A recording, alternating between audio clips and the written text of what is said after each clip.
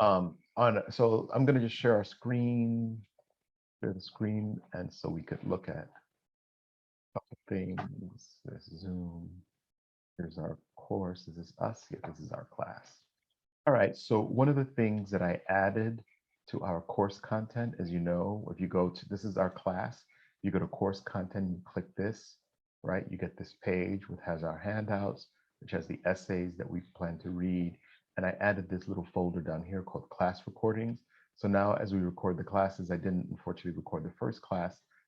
This is the last class we had. It's on here now. And so today's class, either today or at some point, I will transfer it over to this little folder, so that if we go over something in class and you're like, oh crap, I remember when he did that in class, that was XYZ, I want to see that again, you can see it again. Or if you happen to miss a class, you can look back on it. But so that folder is in there. So the other thing I will talk about now is if you look at our syllabus says that that on 9/28, we're going to have the VIP essay due. And I just today said we're going to move it to, instead of that 9/28, I'm going to move it to October 3rd. So you'll have a few more days. We'll have a class in the rest of that week for you to be able to craft your essay. So that's that change. So I think what I'd like to do is with the last class, I mean, Raylene, do you have a question, or is that your hand up from something else? No, I just can't take it off. Oh, okay, I could do it. I could do that one for you. I have a question, sir. Yeah. Mm-hmm. The VIP essay, is that the 3 characteristics you need from somebody? Say it again. The VIP essay, that's the 3 characteristics you're gonna name of somebody? Yes, that's a part of your assignment, was to identify somebody and talk about and give us 3 characteristics, but we'll talk about that later. All right, question. I'm sorry. I did that one, right? But when I looked, people would just give a name and just name 3 characteristics. Was that the right way, or was we supposed to write like paragraph? Well, I'm gonna go to the assignment, and then we'll see if your question gets answered after I review it. Okay. Okay. So Now, wait, I'm sorry, one more. Yeah. So this essay is the same one, right? Or this is a different one from the one we just talked about. It's the same one. Okay. All right.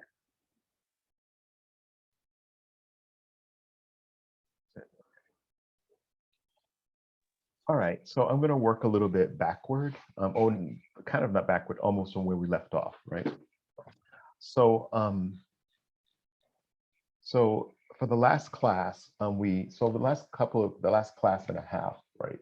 We read an essay. You read an essay on your own called "Taking My Parents to College," and then you had to do a vocabulary kind of exercise, like just see if there are any words you didn't understand, and then define them. Because part of the way we understand articles is not only understanding the ideas, but you have to understand the vocabulary, the words inside of them. And I mentioned that sometimes you can understand the word, the context, but sometimes you can't. You just have to go look up the word and figure out what it is. And even sometimes in words, when if we encounter an article that has a word in French or in Russian, in this case we had Spanish, but sometimes you can also look up those words to figure out what they are. And then of course, in this case, one of you did that. And the word abuela had a total different context. And if you don't understand who they're talking about, you understand that it's a grandmother, and that's significant to the story. So so we did that, and then we did some more work, and we talked about the structure of an essay, and basically talking about the essay has an introduction, a body, and a conclusion. And we'll go back to the handout and take a look at that, and we're going to build on that. So then one of the things we did with the last assignment was for you to, and I gave you instructions, right? And the instructions were to write an introductory paragraph, and it was to say to name the author and the piece, and to do a 2 to 3 sentence synopsis, and then a thesis statement, and I gave you a structure for what is a thesis statement.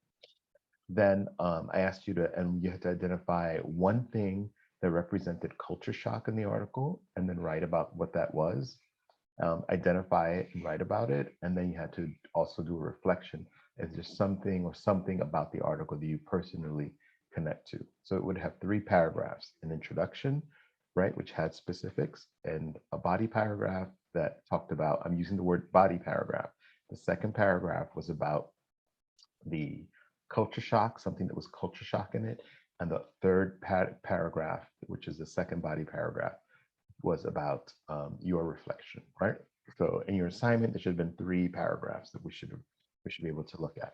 So first we're going to go back to the handout, and I'm going to close this for a minute, and I'm going to open up, go back to course content, right? And this is the handout to which I am referring to, writing an essay, right? Right? And this is what this handout is about. And let me make it bigger so you can all see it bigger. Let me make this smaller. Okay, so this is an overview for writing an essay. This handout is in Blackboard. You can go back to it. It's something that it's very, I think, explicit, right? So we talked about like an essay. It's a type of writing. It's usually a lot of writing you do in academic writing, right? And it basically, it's about examining, right? It says it comes from the French word that comes from the Latin verb exigere, right? Which means to examine, to test, to drive out, really, like to bring out, push out. So, oh, let me do one more thing. To push out or drive out. I'm gonna stop sharing for a moment, and I'm gonna speak with you while I'm talking.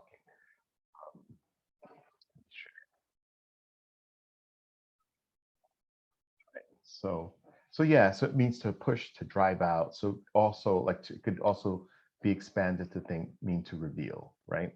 So that's what we have. So an essay is that you're sharing, you're revealing, you're driving out, you're uncovering, right? The essay that we're doing now is more of it's a little bit of a hybrid, right? Of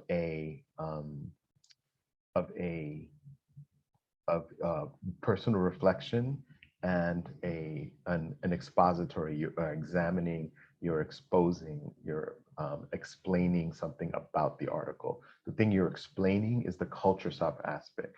The reflection is the personal aspect, the personal connection part.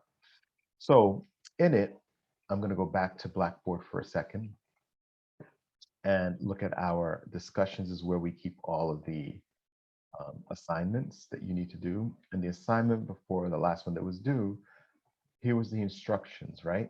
From the essay opinion article, Taking My Parents to College by Deneen Capo-Crusette, write 3 paragraphs. The first paragraph, introduction, and this is include the author and the article. Include a 2 to 3 sentence synopsis telling us what the article is about. Synopsis is like a summary. Include a thesis statement, which is what the following paragraph still we'll discuss further, right? So a thesis statement is what the paragraphs afterward are going to discuss more. So here's the template for the thesis, and I gave you a template. In the article, the author shows the culture class by, and then you give an example from the article, and my personal connection to the story is, and then name your personal connection. So this should be the thesis, right? That is a thesis statement. That's the thesis because I said the thesis is going to mention, is going to identify, is going to give you, right, what you're going to discuss further in the following paragraphs. And in this case, you're only discussing one example of culture class and your personal reflection. So your thesis statement should state one example of culture clash and what it is that you connect to, your personal reflection. So I'm going to stop for a moment and come into the room and not see that big thing. So does that make sense to you, the idea that the thesis, if you're going to talk about something in the thesis, that what you talk about gets explained in more detail in the body paragraphs? Is that not clear to anybody? You could say, yeah, it's not clear. Professor, could you say it a different way, or right? So, I mean, if there was a blackboard, I would be writing stuff on it. But I'm using the handouts, and I'm going to do some interactive stuff in a minute. But yeah, so if you think about that, because a lot of times you hear the phrase thesis statement, and it sounds like, what is that? Like this kind of thing you can't grasp and can't really put your hands around. But the thesis statement is simply that. The thesis statement is saying, this essay is going to be about this. I'm going to talk about this in this essay, not as pedantic, not as, like conversationally as I'm saying to you right now, but you're going to say, these are the items that I'm going to look at. If you were going to, and we'll look at an example, right? And I think we went through the example in the last time we were together, that it says something like, if you are going to, that if you're the frustrations of camping, right? They said that things that could be frustrating are, the weather, equipment failure, and wildlife, right? So it said these three things, and then it went into the article, and the essay talked about those three things in their own paragraph, right? So the thesis statement states that. It's called also the roadmap.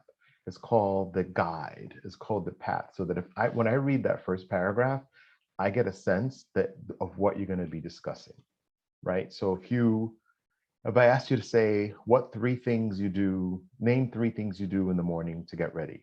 And some of you might say, well, I take a shower, I comb my hair, in my case, I shave my head, and I get dressed, right? Maybe those three things.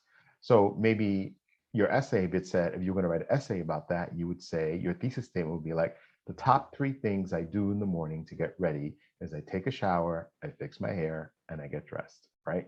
So if that's your thesis statement, that's what your article is going to talk about, right? And your essay is then you're going to talk about how you shower, maybe you like to use hot water and you use a body scrub, I don't know, whatever. And the next one's how your hair, whether you comb it, whether you blow it, whether you braid it, and then the last part is going to be getting dressed, how you pick out your clothes, what you put on, and blah, blah. So the thesis statement just gives you the points, right? 1, 2, 3, and then your body paragraphs in that same order. The first one gets explained in the next body paragraph. The second one gets explained in the body paragraph after that.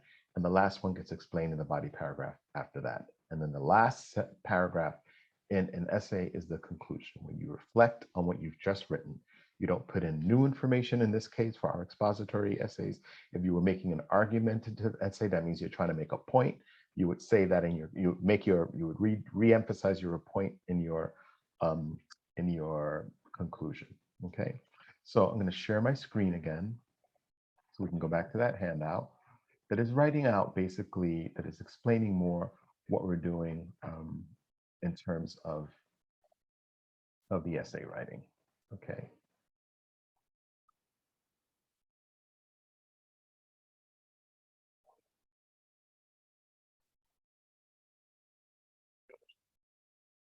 Participants can now see your screen. I was like, that is the point. I want this participants to see my screen.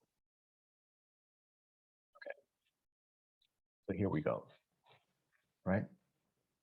So I talked about that. I talked about what the introduction was the body paragraphs are. So let me just go back up here.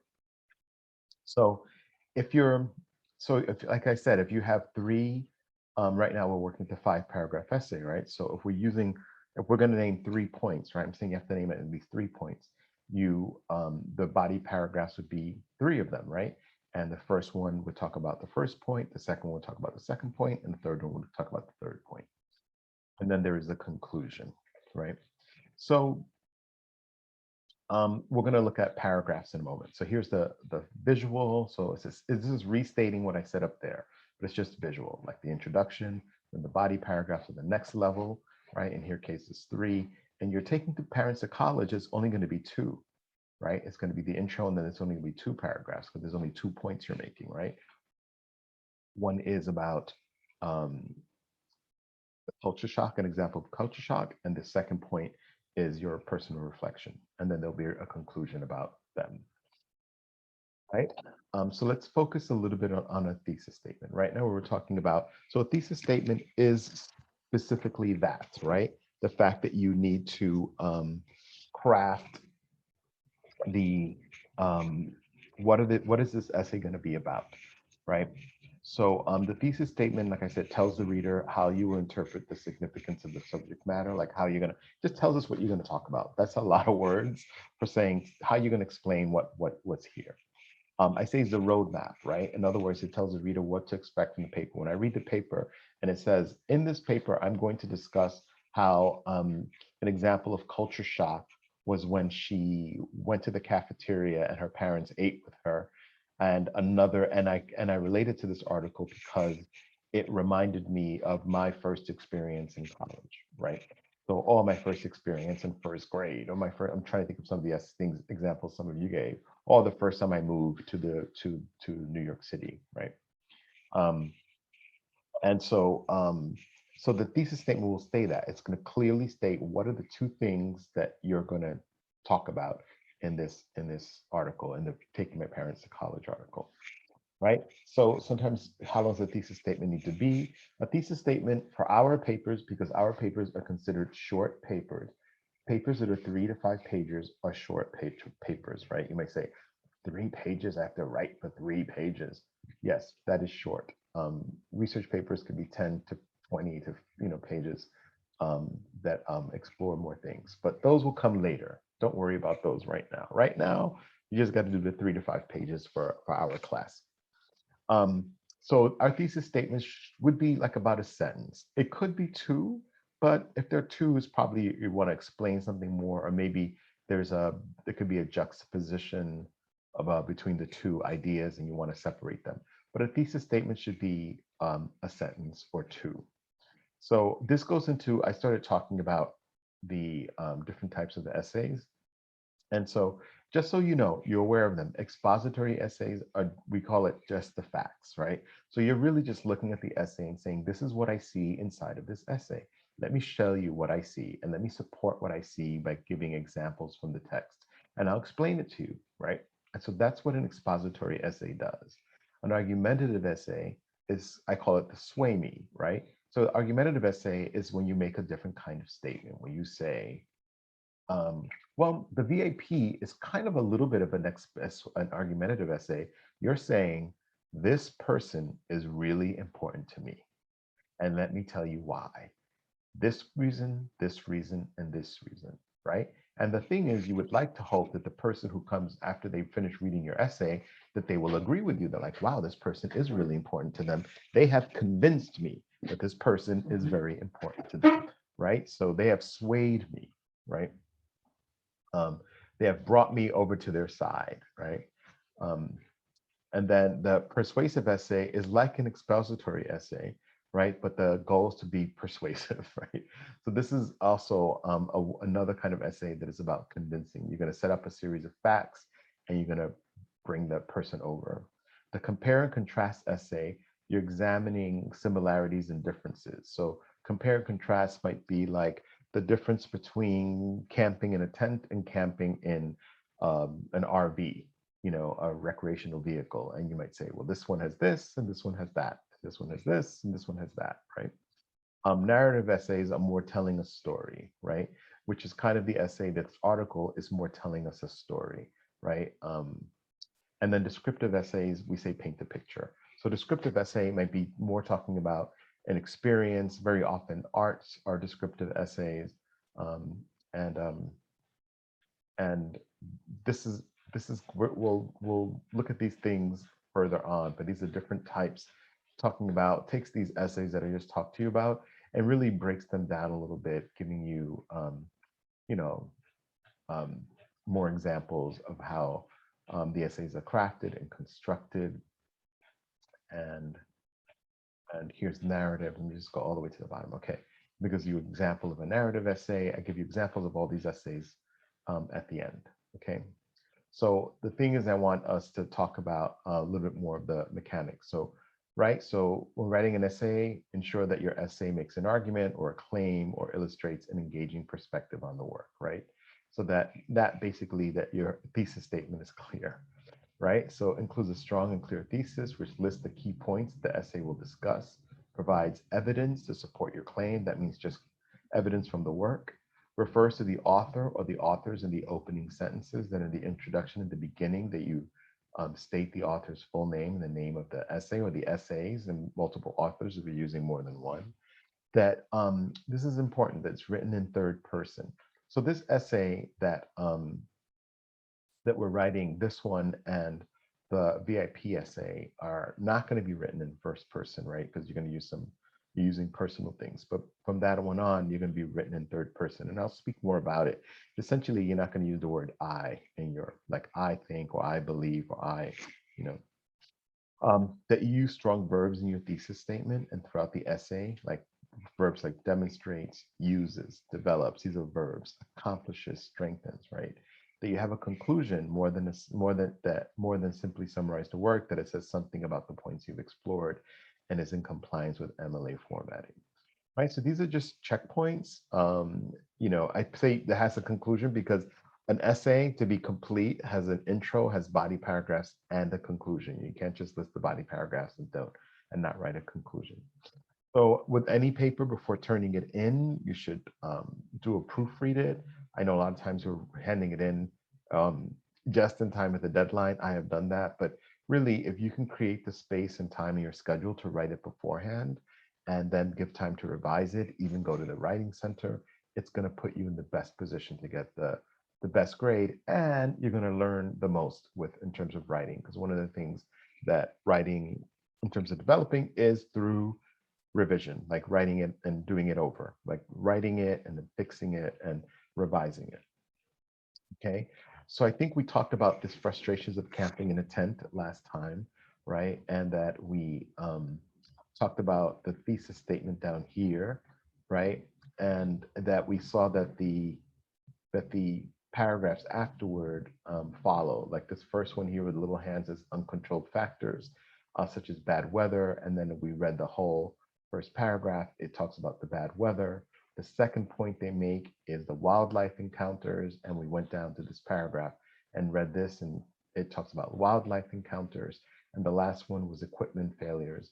And then we went all the way down here to the third body paragraph. I know it's a paragraph by the indentation. It says the camping failures, so the third one.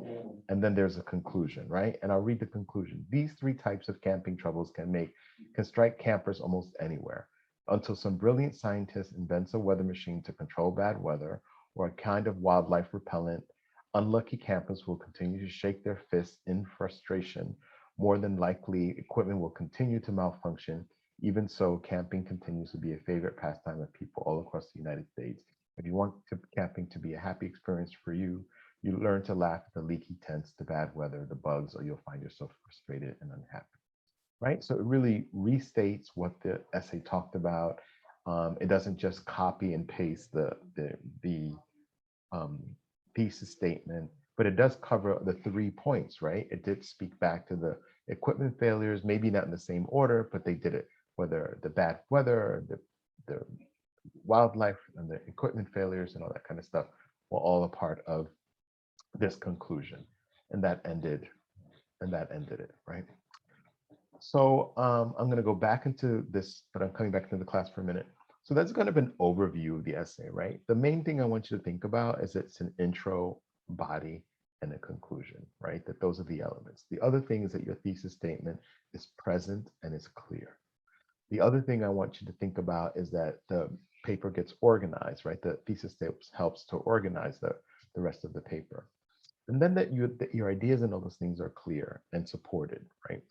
So one of the things I want to talk about today as well is the body paragraph, right?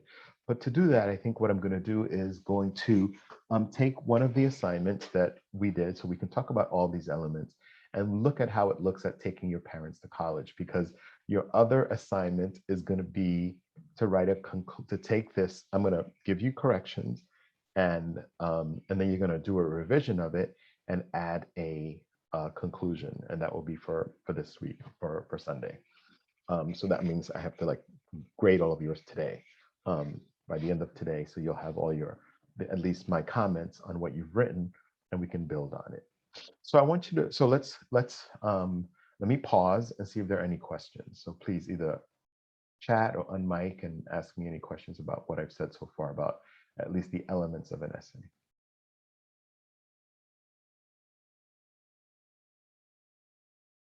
Y'all good? Okay. Okay. Thank you, Adrian, for at least letting me know you don't have any questions. All right, excellent. So let's just, yeah. I have a question. This is Sure.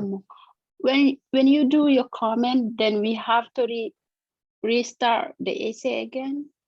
You should yeah, for this one you're going to revise it, right? And I'm going to explain why with the next example. Okay, thank you. Okay, but yes, that's the yes to your answer, your question.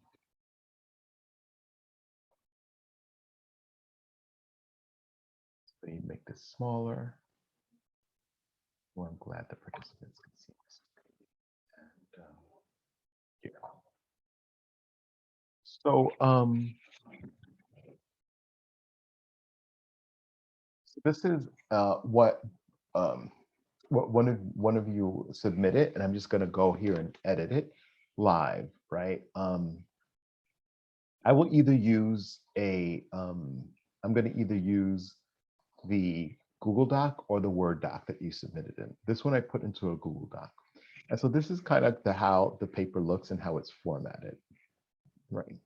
So I'm going to go in here, and first of all, just if I look at it, if you notice with the paper, the line spacing doesn't seem to be consistent, right? So that's one thing that that is not consistent. So I'm just going to, for my own brain, I'm just going to go in there and I'm going to highlight it all and make sure that my line spacing is double spaced, right? I'm going to go format, line and paragraph spacing, and I'll make sure that it's all double spaced, right?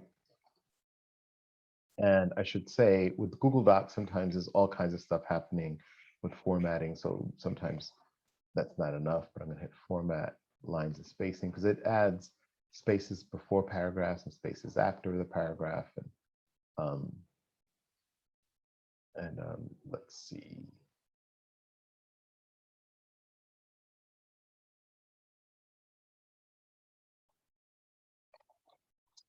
All right, I'll fix all that later. The other thing is that if you look at the fonts, they seem to be different kinds of fonts. So I'm just going to also make them all the same font and the same size.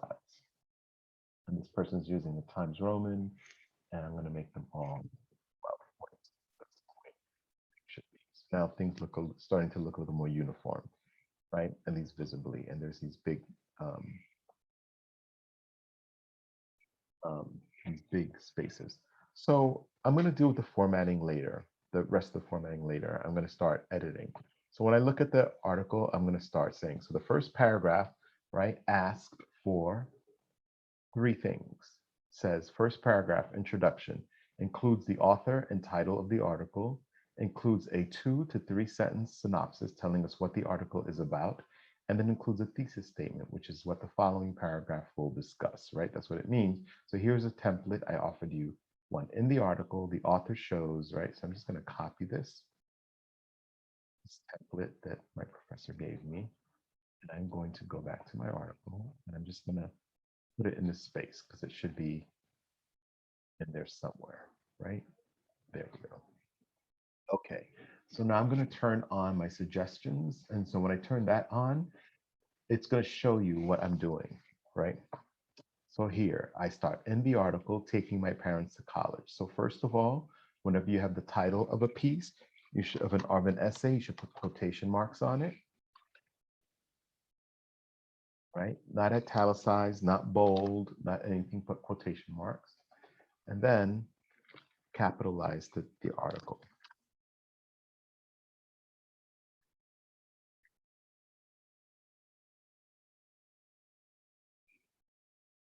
I believe the my is capitalized on it. By Janine Capo-Crusette. So we know the first bullet point already in the first sentence, the student already dealt with it. They included the author and the title of the article. All right, let's go back. The second thing, a 2 to 3 sentence synopsis telling us what the article is about. So here she says, in the article, Taking My Parents to College, Janine Capo-Crusette, she goes into her, by Janine Capo-Crusette, she goes into her experience as a first-generation college student, right? Clear, right? We all agree this is what this is about. Her parents actually stayed with her throughout the whole orientation process, and she struggled with an English paper that had her wanting to go back to Miami. Boom, okay, that's clear. This whole experience for her was a culture shock. She was confused and overwhelmed by being a completely different environment to what she was accustomed to, okay? So that sounds like a good synopsis, but I don't see the thesis statement, right? What it says in the article, the author shows, she just mentioned culture shock here, right? Or this student, I should say they, mentioned culture shock here, but we don't know what that is, right? So it says an example of from the article, right? So let's just leave this up here for now, because as I'm your professor, I'm correcting. I'm like, all right, so what is she going to talk about? And then she goes on, right? Or he goes on. You can imagine how much of a shock it was for her to go from Miami, where many Cubans reside, and speak her native language. Let me just make this bigger, I'm sorry.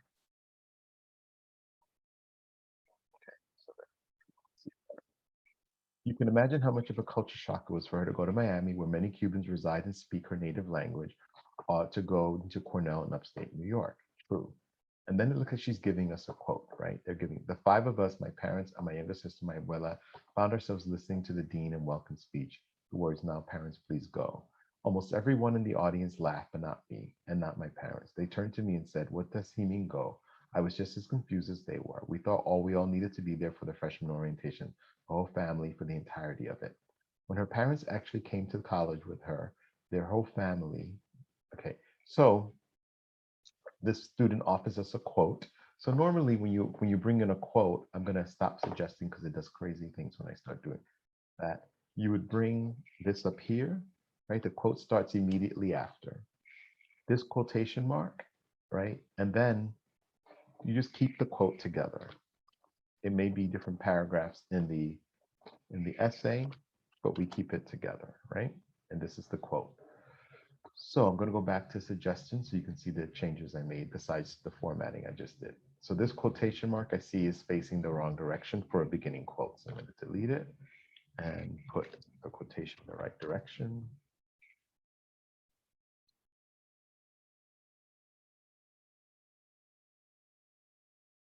Right. And then she has this here. So everything else is cool. A little note is that when there's quotes like this one here, within the quote, the rule is it gets a single quote. So the double quote on the outside and the single quote when there's a quote within a quote. Now I know in the actual article, it has a double quote, right? It's quotation mark.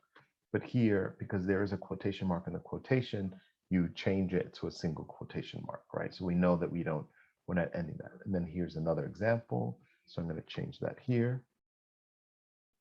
Change this here. Okay. I was just as confused as they were. We thought we all needed to be there for the freshman orientation, right? And the explanation can go right, can continue it, right? When her parents actually came to college with her, their whole family was unaware that the parents were supposed to leave right after they drop off all her stuff. They thought they had to be there the whole orientation and even ate with her in the dining hall. Another example of culture shock was when she received her first paper of her English. She described it as foreign. She called her mom crying and told her she wanted to go back home. And here is, as a rule, you'll see me say this, the punctuation, in this case, the period goes inside the quotation mark, not out, right? So, so now I know that by culture class, she means that their family thought they should stay through the whole orientation and not go. So I can see that. I'm going to put that right in here.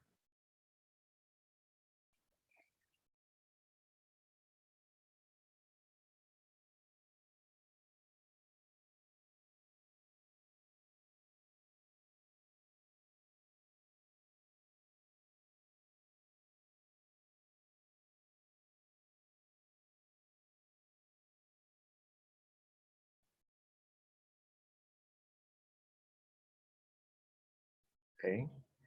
And then I'm going to go down and read. Let's see more. So she gives us two examples, right? So this student could put the fact that her family thought they had to stay through orientation and that she had trouble under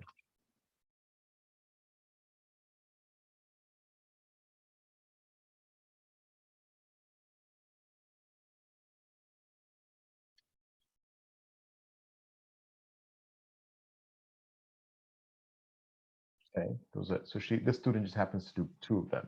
The assignment was just do 1, so it's okay. Another example of culture shock is when she received her first paper for English. She described it as foreign. She called her mom saying she wanted to go back home. And so this is another quote. So I'm going to go here. I'm just going to editing just to bring it back up here because and this is the quote. I'm going to put the quote here. The language felt that foreign. I called my mom and at work and in tears and told her I had to come home. I had made a terrible mistake. She sighed into the phone and just said, just read the first question. We'll go through it a little at a time, figure it out. I read her the topic slowly, pausing after each sentence, waiting for her to say something. The first topic was 2 paragraphs long. I remember it had word intersectionalities in it and the word gendered and maybe the phrase theoretical framework. I was waited for the response. It goes on, you're right, you're screwed. Other parents who have gone to college themselves. Okay, here. So this is the end of quotes. And if I was going to use all of this quote, which I don't think we need to, I would go find the end. Where's the end? Here. Okay, maybe this is the whole quote over down here. Okay. See, so for me, it's getting confusing because I don't know where the quote begins and where the quote ends because there's so many quotes within the quotes. But let's just say for now, this is the end of the quote, right? Here of the whole quote. So I'm going to put that here, closing quote, and then all these other quotes I would change to single quotes.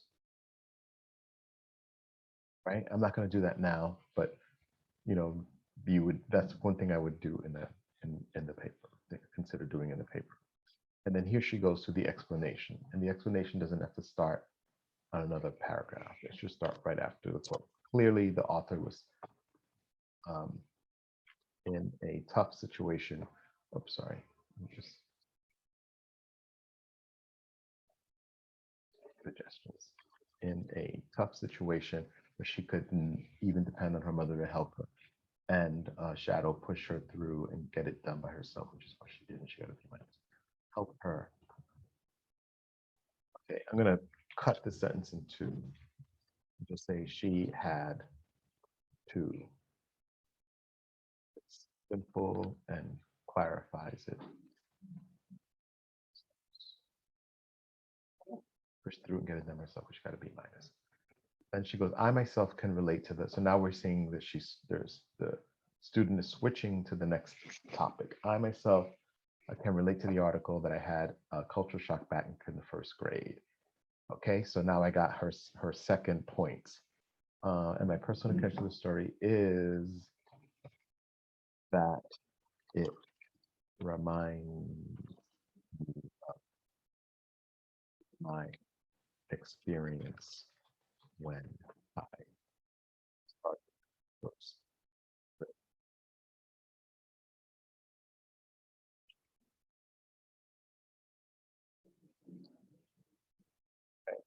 Let's look at that paragraph. I myself can actually relate to the article and that I had a cultural shock back in the 1st grade. I went to a new school and obviously 1st grade is completely different from kindergarten. My kindergarten was isolated from the actual elementary school. It was a small group of school.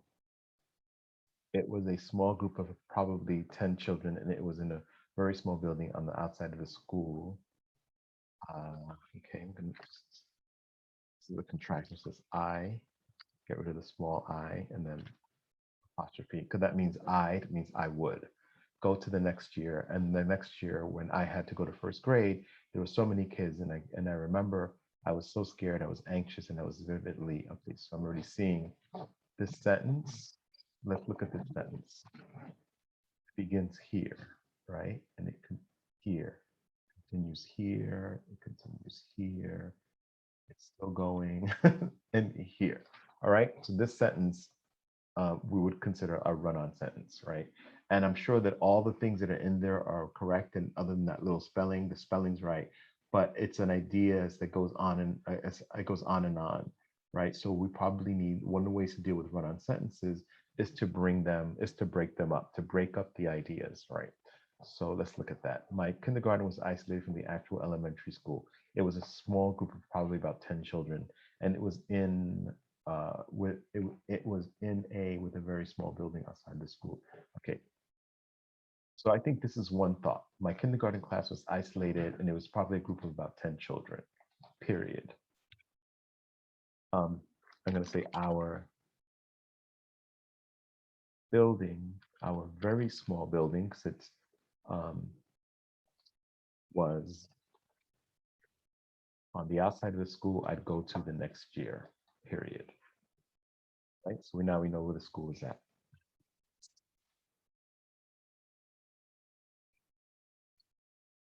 And even though I could fix that more, the next year when I had to go to first grade, there were so many kids. I remember I was so scared. I was, another thing to think about when you with stuff, when things get repeated. So here it goes, I was so scared. I was so anxious. And right, so so one way I'm going to fix it, the next year when I had to go to first grade, there were so many kids. And I remember, but we already have to say that because we know that you're telling us a memory. There were so many kids, so I'm going to take this out. I remember there were so many kids because we're in the memory, right? I was so scared. I was so scared, comma, anxious, and I vividly remembered crying in the hallway in front of the rest of my class, right? Rest of my class.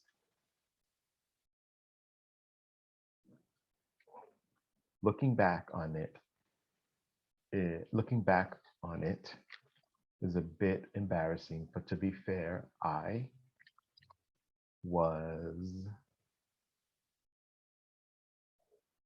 just a little kid. My mom was called, and thankfully, unlike in the article, she actually came.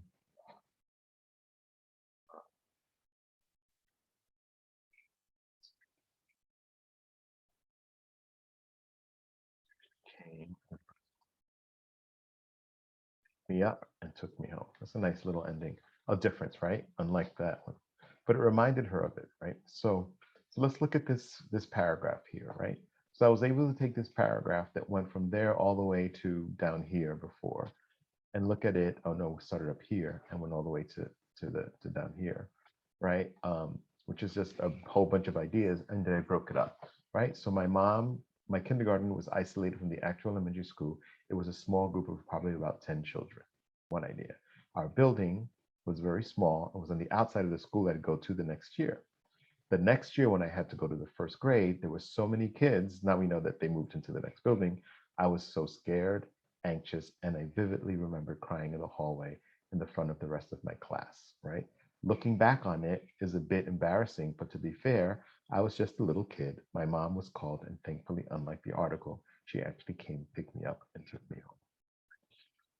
But this was a good article. I mean, good paragraph. We fixed and cleaned up some of it, but the run-on sentences, but the ideas were there. The organization, the progression of ideas were good. We just, in terms of the grammar, and in terms of run-on sentences, what we had to clean up and fix, right? So now let's go back to this part here, and then I'll deal with this next paragraph, the paragraph before it. So in the article, this shows the culture clash by the fact that her family thought they had stayed. So now, if we look at here, if we look at this first one, the introduction, it clearly stated the title, the author, and it goes right into a synopsis and tells us what is it about. So the one thing missing from this introduction is the thesis statement.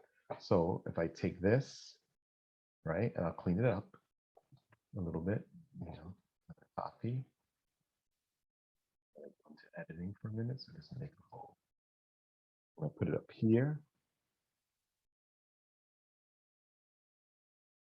So in the article, the author shows, right, or I can say Janine shows, whatever, shows the culture clash by the fact that her family thought they had to stay through the orientation, and that she had trouble understanding the English of her first assignment, right?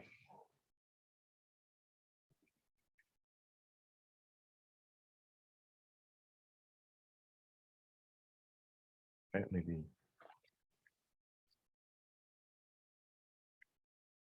I'm gonna put a comma. Here's a case where you can do a 2-sentence one. and my personal connection to the story is that it reminds me of my first experience when I started, first grade.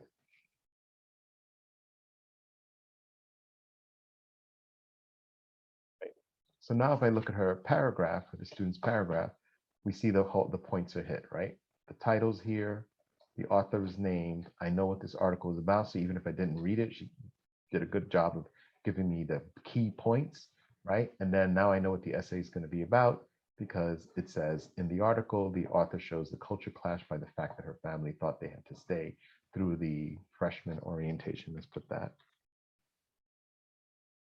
Orientation, and that she had trouble understanding the English instructions, or the instructions in English of her first assignment, and my personal connection to the stories that reminds me of my experience. So now if I'm reading this, I'm expecting the first paragraph at least to be talking about the culture class, which she does, right? I'm going to clean this out. If we just use that as an example or as a placeholder, because I was missing the thesis statement from that one. And I take it out, okay? So here, I'm just going to cut to the chase just because in terms of time. So the criticism I have with this section is that the quotation marks take up a lot of space, right? So if we look here, the quotation begins here.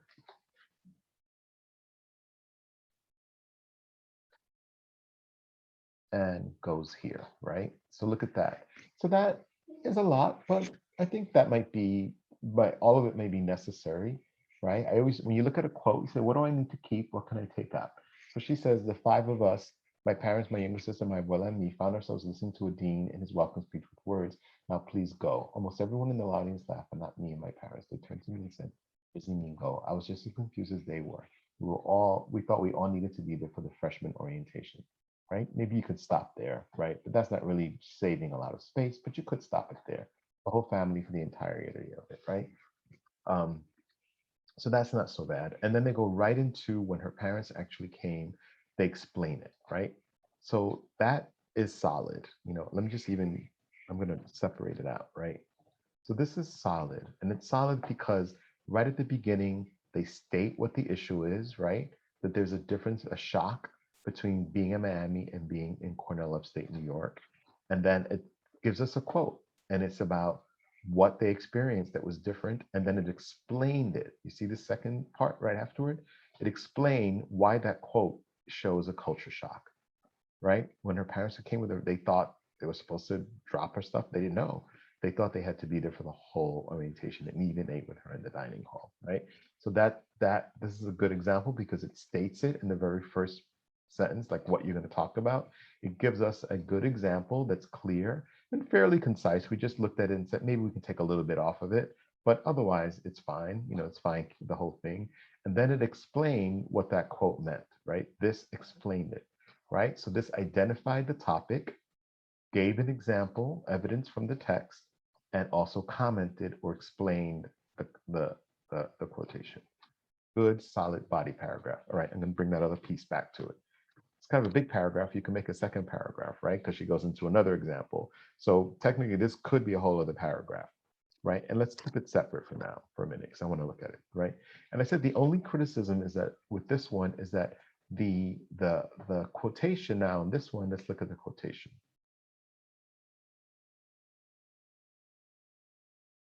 So in this paragraph, if you look at it, right, 2 sentences are what the student wrote, right? And 3, the rest of it is a quotation. In this case, the quoted text is bigger than what the actual student wrote. So that's the first line for me, that it's just too much of a quote, right? If this was a 10-page paper or a 20-page paper, having a quote this big, if you need everything in there, then you would need that. So let's look at what they need. You just have to be able to say that the English paper was foreign, right? So the language felt that foreign, right? I called my mom at work in tears and told that I had to come home and that I made a terrible mistake. She cited to the phone, just read me the questions, we'll go through it all. I read the topic slowly, pausing after each one. The first topic was 2 paragraphs, and I remembered, okay, And maybe the phrase theoretical, I waited for a response for the way it would encourage me for her telling me that I would eventually be my first economics graduate from college. You're right, she said after you're screwed. Other parents who have brought their kids themselves might have known that. Okay, so what's the point? Let's see. Clearly the author is tough. She couldn't even depend on her mother to help her. She had to push through to get it done by herself, which is what she did. All right, so it sounds like you explain the mother part here, and that you just need to know that she couldn't understand the assignment. Okay, so the language felt that foreign to me. I called my mom at work in tears and told that I had to come home, that I had made a terrible mistake. She sighed into the phone and said, just read me the first question. Okay.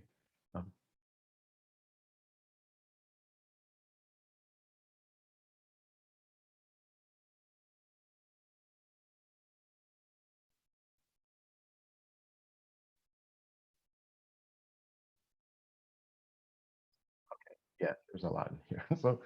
So I would keep this first part. I called my mom at work in tears and told I had to come home, um, that I had made a terrible mistake. All right. And I'm going to just say that. I'm going to try, let's see if I took this out. I read her the topic slowly, pausing after each sentence, waiting for her to say. No, not even that. First topic was 2 paragraphs long. I remember that had the words intersectionality. Maybe this phrase theoretical, waited for a response for the ways it would.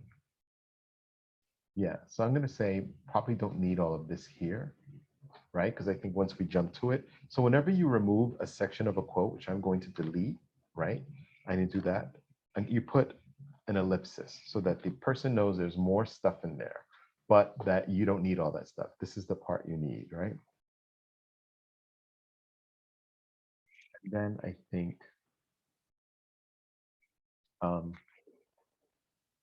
that I waited for her response, and I'm going to take all this out here, right? And put another ellipsis. And I'm going to take the rest of it. Right, I'm going to take this out. Okay. Now I'm going to fix any quotations that are in here, language and forms, and just this one, you're screwed.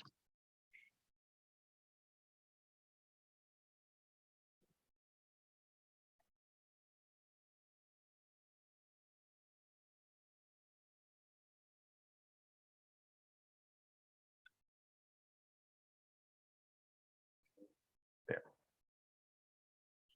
So now this is what we're left with, this quote, right? Instead of that giant paragraph, we're left with this. And let's see how this works. Another example of culture shock was when she received her paper for English, she described it as foreign. She called her mom crying and told her she wanted to go back home.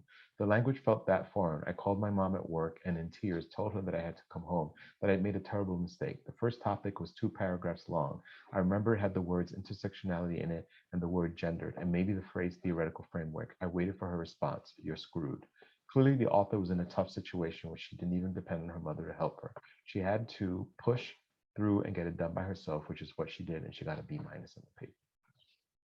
So sometimes we think we need the whole quote, but sometimes you do a little bit of work, and this actually is stronger only because it gets right to the point. And it ends with this phrase that her mother says to her, you're screwed, you know what I mean?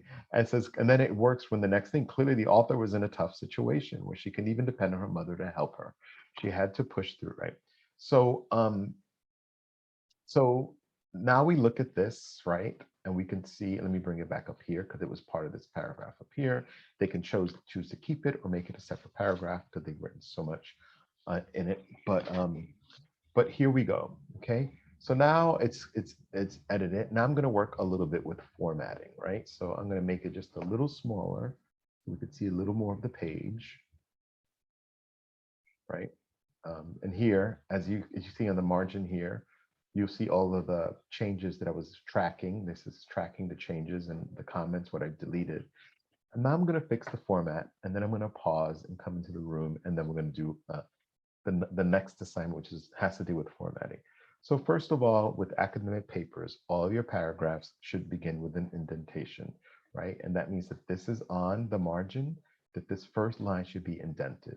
Now, the tab key on your computer should bring you to the right kind of indentation. Then there should be no spaces between paragraphs when you're doing your essays. So I'm going to get rid of this space here. And this is a new paragraph, so I'm going to indent it. So I know that there's a new paragraph, right? Then I'm going to go down here at the end of this, there's no space there, and I'm going to put the indentation here. And now I clearly see what the 3 paragraphs are, right? So I'm going to pause, like I said. I'm going to check the chat. Let's see. Do next Tuesday. Yes, no, I'll be on the meeting, but I'll let you know when I have to get off.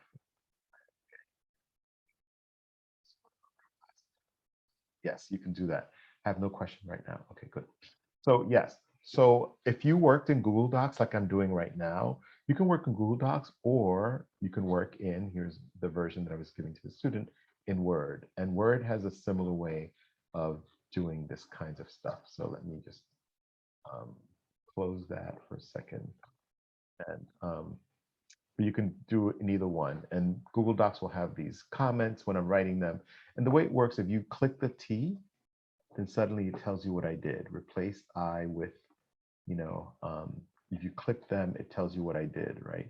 This is, I replaced a small c with a capital C, right? Here, or if you click this, it tells you what to add. So I added the quotation marks. If you click any of these things, it goes to what I did, right? And as you're looking at them, you know, if you think it's cool and you agree, you can check it, right? If you say, oh yeah, it should be a capital, I'm going to check it. I'm going to check that one. I'm going to put M because it should have been capitalized. And I'm going to check that, and I'm going to check C's, right? And so then I'm keeping close. And I'm going to check that. So then, you know, but you can also disagree with it. Maybe I can get something, you know, maybe I don't understand it properly, right? You can see start cleaning up. Okay. But if you're going to work in Google Doc, there's a couple of ways you could do this, right? On the one hand, you can go to share here, where you share things, right? And oh yeah, it's asking me to name it. And the easiest way to share a document, whether instead of like doing that, and one of the things I do with all of you, down here, this thing that says get link, it says change, and it says anyone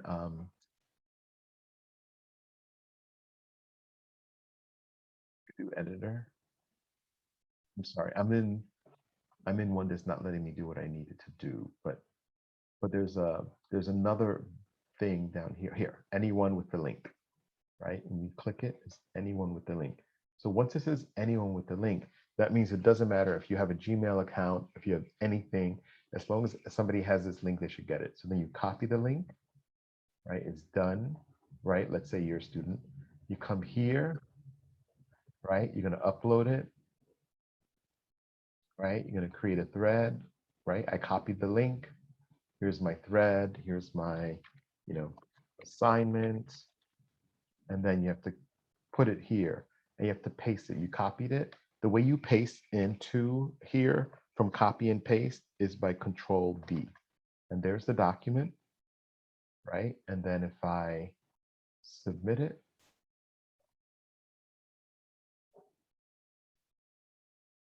right? Now when I'm the professor and I open it up, I could see it. And if I can't copy and paste it, I will highlight it and I will click here and go to it. It's already open, so I'm gonna, right? So that's to be working in Google Docs. So also if you're working in Google Docs, right? This is Google Docs they're working in.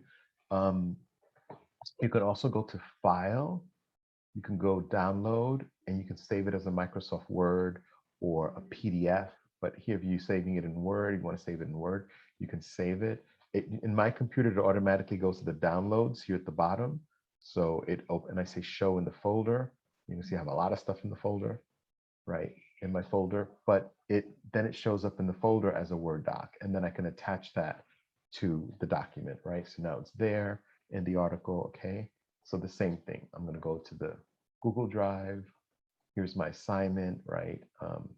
I have it that way, but I just wanna make sure the professor has it. So I'm gonna save it as I'm gonna upload it as well as a Word document. I have to know where on my computer. I know that it's in my downloads folder. I know it's the first thing. I find it, I click it, I hit submit, and I hit submit again. And then It's here. Right? It's whoops. Get rid of the I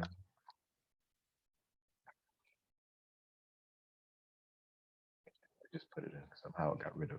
Oh no, it's up there. I'm sorry. I'm just not seeing it. Right. So now it's there, and I'm going to hit submit.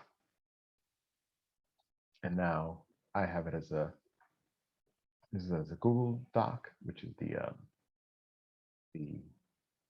link, or as a PDF, as a Word document. So now if the professor clicks it, again, it's going to open up. It's going to go into his download folder.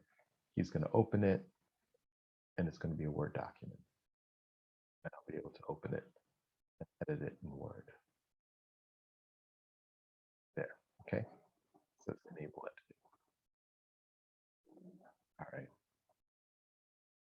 So I wanted to show you a little bit of how I do the editing and how I look at it. Hopefully you could look at it and you could model that, you know, things to look out for in terms of like making spelling corrections, making sure that, you know, at the end of the essay, the word was not, it was just WA. So I know the student knows how to spell the word was. They've spelled it correctly earlier in the essay, right? But, you know, sometimes if you're rushing and you're not paying attention, you might leave a letter out or something like that. So there's a difference between that than in some papers where I see the same word misspelled over and over again. So I know that the person just is not clear on how that word is spelled. Or if I see a grammatical or a grammatical error, like, you know, there's a student that put a space between the last letter and the period all through the essay. So I had to let them know there's no space between the last letter and the period. They go together. So so yes, so I'm saying all of that stuff. So did you see also how we're able to take it, to clean it up? I fixed the formatting on it. So if we look at the original version of that essay and the edited one, they look very different. Just visually look very different, right? This one's shorter, it's more concise, and we're going to use that same thing to build onto the next one after our break. Any questions? Even did that feel fast? Did it feel clear? It was like, what the hell just happened? Oh, what just happened? Say it again. What just happened? Oh, David, what is it?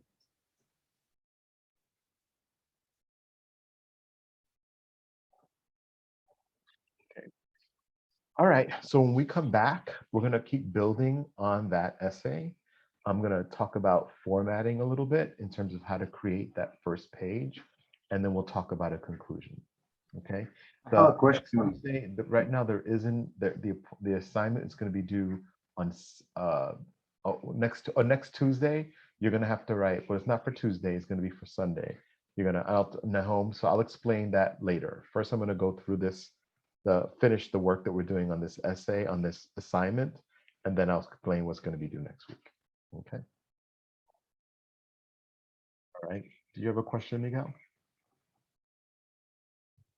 Yeah, you hear me? Yes.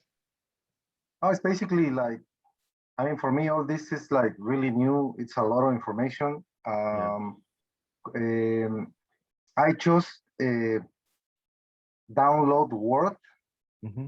Is it Word the same? I mean, you mentioned about Google and about Word, right? Yeah. So I just pay for Word, but Google, is it like easier or is it almost the same? It's almost the same. Okay. Word has more ability, right? And Word can do more, but they're very similar. And in Google Docs, what I was showing is that you can save it as a Word document, right? So you can work in Google, but then save it as a Word document, and then somebody who has Word can open it up. The thing is Google Docs are free. It's free, and it comes with a Gmail account. So a lot of people, and they are competing with Word, and they want to make everybody stop using Word and use Google. So so that's what it is. But I feel that either one, whether it's Google Docs or Word, that you should become familiar with how it works. right? There used to be many more. There used to be a lot more. There used to be word perfect, and there used to be, I don't know what the hell, a whole bunch of them. But little by little, the ones kept rising and not canceling the others out. So I'm saying Word or Google Docs. The reason is because of mainly this online. A lot of times when we were in the classroom, I would print all the papers and I would write on the papers and then give them back to the students. But I don't see you, right? So, I mean, I do see you. I see your faces and your names. But I don't have the ability to be, otherwise I'd be printing your papers, writing on them, scanning your papers, sending them back to you. And it's just a lot it's not the most efficient way. So Word and Google Docs allows me to do those changes as you saw, and lets me track them so you can see them. So you don't just see me crossing and all that, you could see what I did, right? So that's why I asked when you're for going forward now that we're going to be submitting assignments. And I was going to grade this assignment, but I decided I'm going to grade the next version of this assignment. Okay, I'm not going to grade these papers. These papers I'm just going to correct and give back to you. But I'm going to ask you to do a conclusion, right? And so essentially you've written a mini essay, right? At the end of this, by next week, Tuesday, by Sunday, you would have written, you're going to clean up what I'm going to give you. You're going to add a conclusion to it because we've already got an introduction. So I do want to give us the break, but one of the things I want you to see with that first paragraph, with the example I gave you, how it was good, right? It was a good paragraph. It was just missing the thesis statement. And I wanted you to see how that thesis statement was missing and what you could do to fix it, right? But instead of sitting there saying, oh my God, there's no thesis statement. What can I do? What do I do? What do I do? You could say, what I did was I said, well, let me see what the student wrote about, because the topics are what make up the thesis statement, right? So I said, oh, they talked about this and they talked about this, right? And they talked about this. So those are the three things, and I put them up, and that created my thesis statement, right? So that's why a lot of times, I'll give you a little tip. So I'm giving you the tip in the reverse, right? With your VIP assignment, I asked you to identify a person and then pick 3 characteristics. So those 3 characteristics are going to be your thesis statement, because you're going to talk about this aspect, that aspect, and this aspect of that person, right? All right, I'm going to pause. All right, so it is already almost 2 o'clock. So it's 5 to 2. So let's do our 15-minute break, right? And let's come back at 10 minutes after 2. So if you have to stretch and go to the bathroom or get some tea or some water, coffee, and we'll come back in 15 minutes. We'll continue with that. And then if we get to summary today, which is the other thing I want to do with you all today, we'll work on the summary. But so I'll see you at 2:10.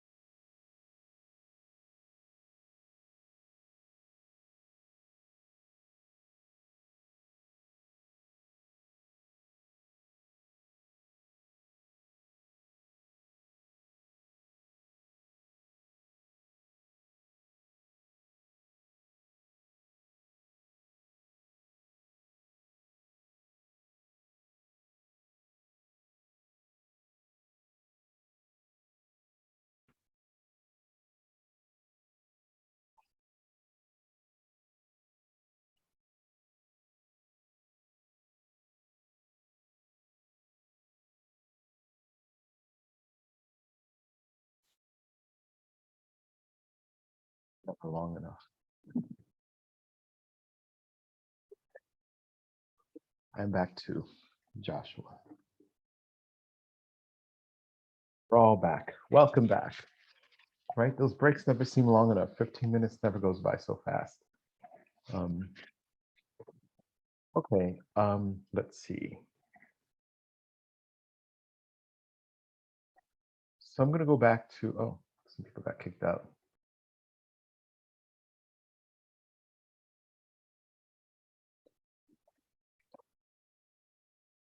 Everybody's back in the room. Everybody's in the waiting room. Okay, so I'm gonna go back to sharing the screen so we could see where we left off. Right. So let me close this here. Let me close this.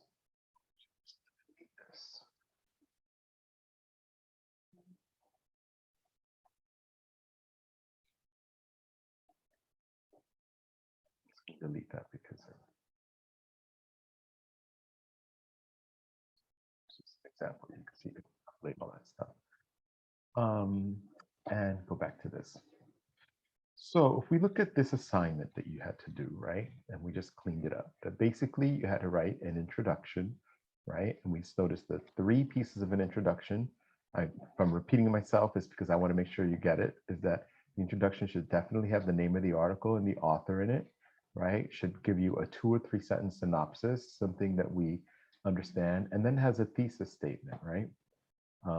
Here, and this in this case is the thesis statement that tells us that they're going to talk about the culture clash by the fact the family had to stay through, couldn't stay, the fact that her family thought they had to stay for freshmen, and that she had trouble understanding the instructions of her assignment, and then the personal connectedness that reminds them of being in the 1st grade.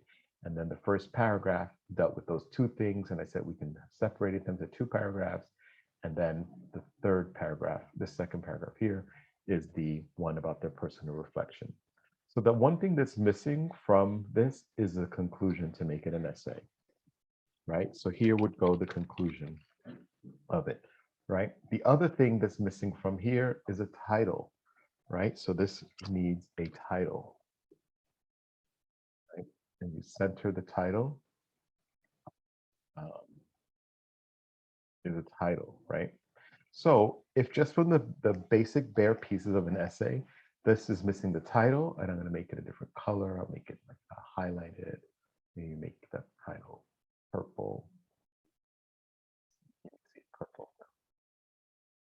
Right, just so we have markers that these are missing and the conclusion is missing. Right, make that the thing. Right. Otherwise, we've got our components. The other thing I want to talk about today is formatting the first page. So now going forward, all your assignments should be typed onto WordPerfect or to Word or a Google Doc and should be submitted in this format, whether it's a paragraph, whether it's a writing assignment or an essay or a practice essay, that it should be in this format, okay? And the format is this. I'm gonna make some space here, right? Bring this to the left. Okay, and make the text black because we're doing text. So every page, first page, right, should have your name. So I'm going to pretend my name is John. Let me just think of my one. Carlos. Did it make Carlo as a name? Give me a last name, somebody. You said it, John Carlos. Oh, John Carlo. Okay. Sound like karate guy. John Carlo is the name of the student, right? Then you put the name of the professor. This is the format, right?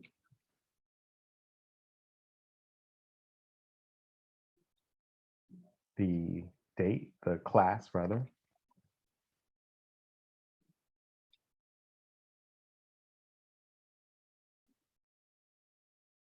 And the date. What's today? September.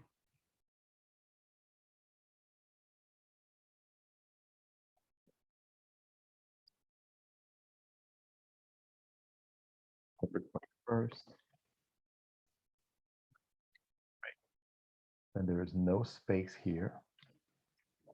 No extra space. The whole thing is double spaced, but there's no extra space. Let me fix this here because I know it. I could see it just from my eye. Line spacing, remove space at the paragraph. Okay. I think has it. Line spacing.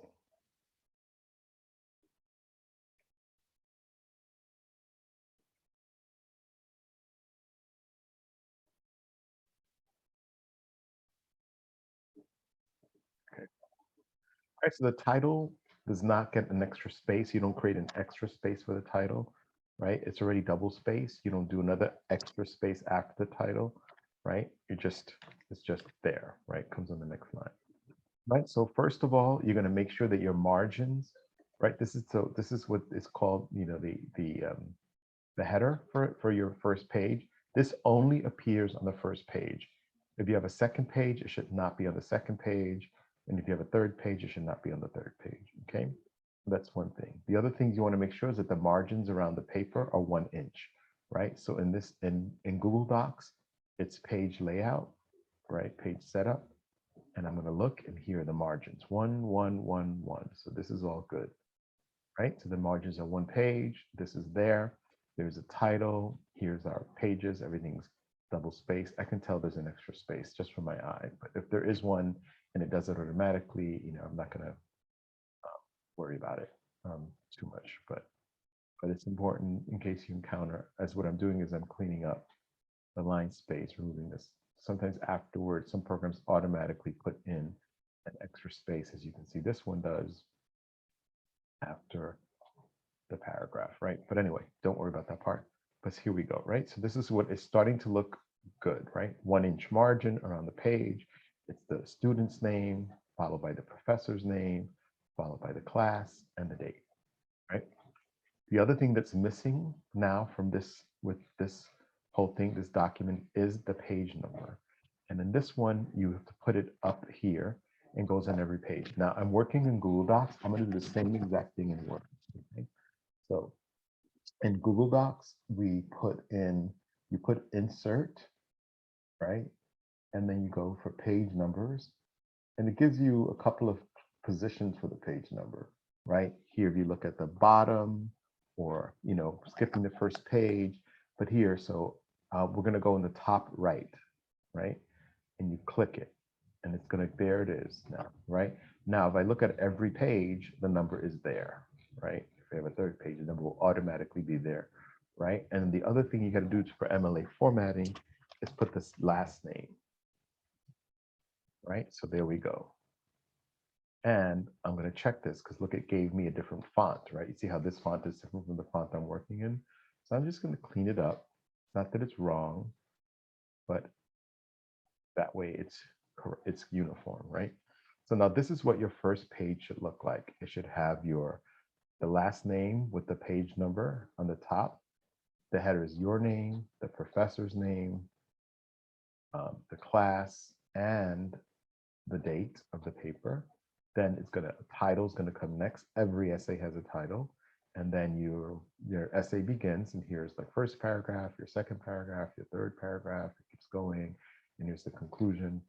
If for some reason, I'm just going to type a whole bunch of things, the conclusion, right?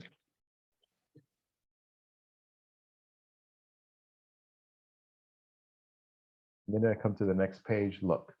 See, it automatically puts it in there. It doesn't mess with your formatting. Life is good. Okay. So this is what you need to do going forward. From this day forward, this is called the formatting, the first page and formatting. Whoops.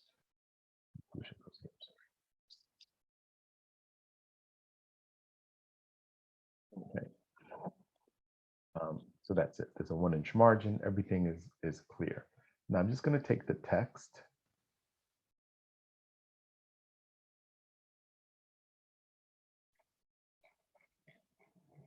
Let me take the title too.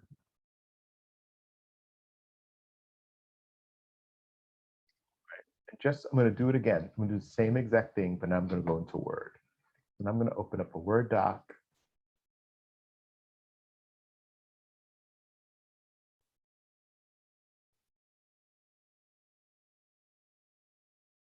Okay, so I'm going to open up a blank document, so a whole new clean Word doc. And the first thing I'm going to do is I'm going to check to see if my margins are at 1 inch. My margins, they're all at 1 inch, right? If not, I would change it. I'm just going to bring the text that I had from the other thing. Right, here we go. We've got the text. I think that's translated. Okay, let me make it bigger so you can see it better.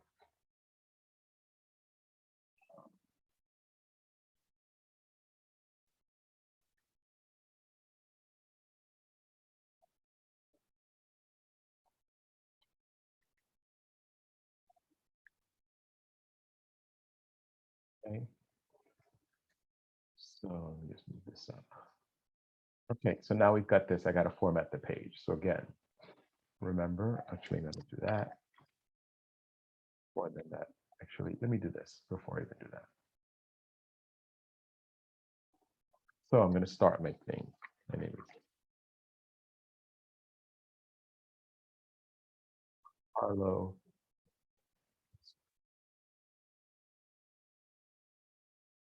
Gonzalez, English 100, I think it's A, and today's September. It's asking me to put it in September. There we go.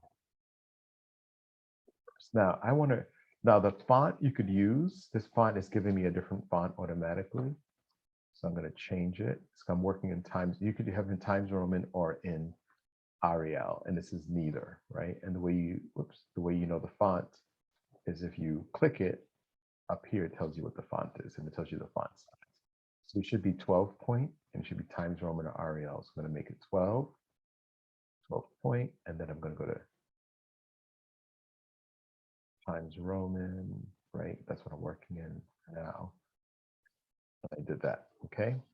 So then I'm going to go like here, and I'm going to check something else now. I'm going to check this to make sure it's double spaced. So in this one, I know I go to paragraph in this program, and it says multiple, right? So I need it to be double. I'm going to change it, find double, click it. I'm going to know, I don't want any spacing after my paragraphs. I'm going to hit 0, right? And then I'm going to hit OK, right? And it just double spaced it. So now when I go like this, it automatically double spaces, makes it double space. I'm going to put in my text now. Here it all is. I'm going to double check it. It looks double spaced, but I could also check it. Paragraph. This is double, so it's good, good, right? So now I've got my header there. I've got my title I'm going to put in there. My essay is here. And now the only thing I'm missing is the page number. So in Word, if you go to Insert, I'm just navigating this here.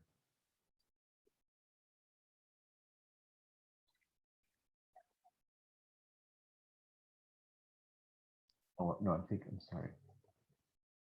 Insert, you click Insert, this page number, and then here is different, right? It tells you top of the page, bottom of the page, where do you want it? So we know that we want it to be on the top of the page, right? And then it gives you options. Do you want it to the left? Do you want it in the middle? Do you want it to the right? And there could be more options for all these fancy things. Simple plain number, you click it, it puts it up the header already. You're going to click inside the header and then type the name. And I notice again, the font is different. So I'm going to highlight it. I'm going to go to the home. I'm going to make it Times Roman, and I'm going to make sure it's 12 points as well. And then I click anywhere in the article and boom, right? So now Carlo and the page, your last name and page number appear every time you write, right? And if you were to write, you know,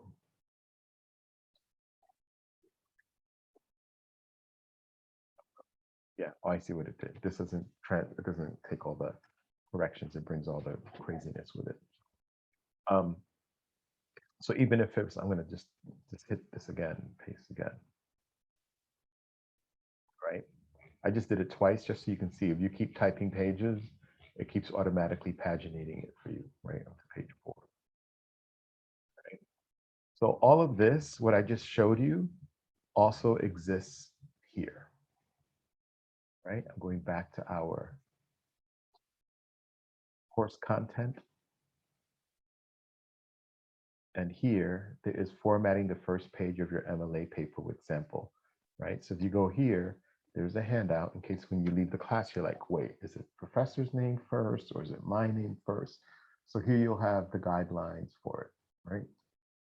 And it says formatting your first paper, type your paper on a computer, right? Okay, 8.5 by 11 paper, double space the text of your page in a legible font, so Times Roman or Arial. The font size should be 12 point. Leave only one space after the periods or other punctuation marks unless otherwise prompted by your instructor. Set the margins of your paper to 1 inch on all sides. Indent the first line of each paragraph 1/2 inch from the left margin, or you can use the tab key. It says it there. Choose create a header that numbers all the pages consecutively in the right upper right hand corner, 1/2 inch on the top margin, right? There we go, right? And then do not make a title page or your paper, right? No cover page. In the upper left-hand corner of the first page, list your name, the professor's name, the class, right? And all that's right here, right? The class and the date.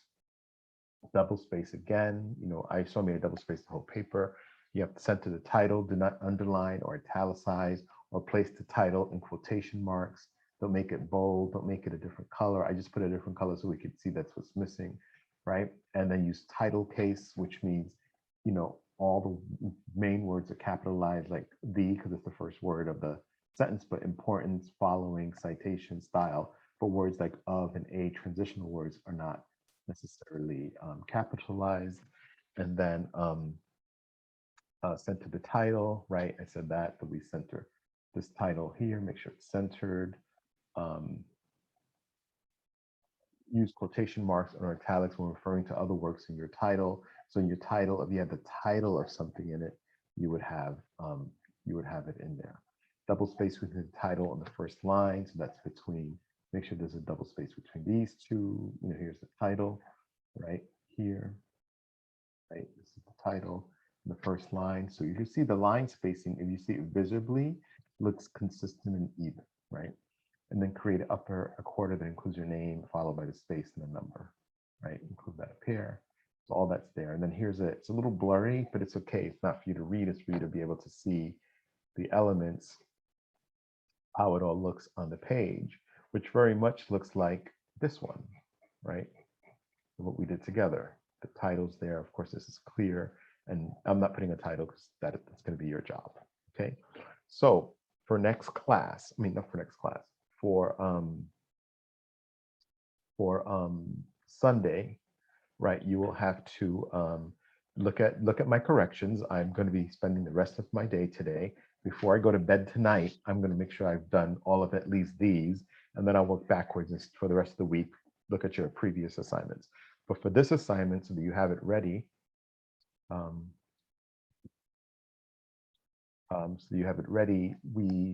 will review your taking my parents to college assignments that you had to do for Sunday. I'll read those. I'll give corrections like what I showed. I think 2 or 3 of you have already gotten them, but I'm going to finish the rest of the class because I just started doing them today.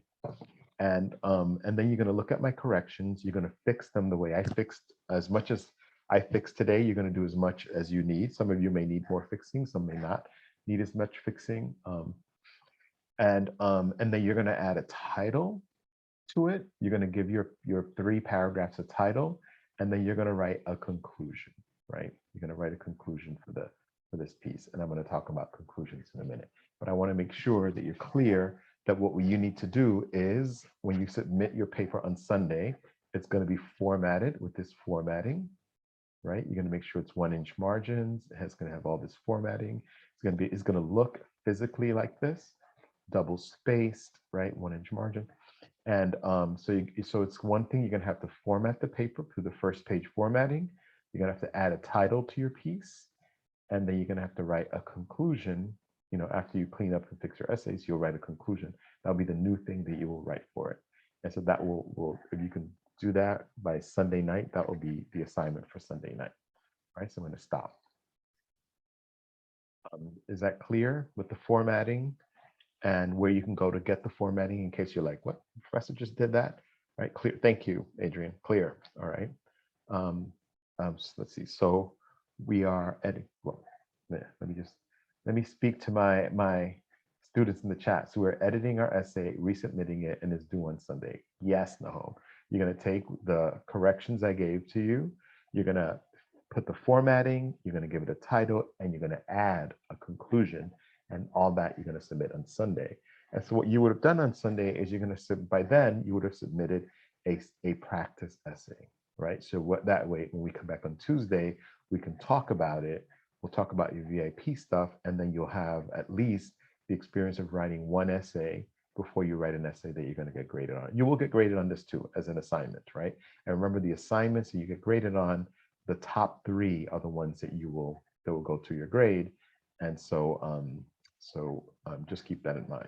So you're gonna, your formal essays, which is the VIPs, the next formal essay, you'll get a grade for that, plus your individual assignments will be graded. You get credit, of course, for doing all the assignments, but there's some of those smaller assignments will be graded, and then you're gonna get, you'll pick, I think there's gonna be about 5 at least, they're gonna get graded.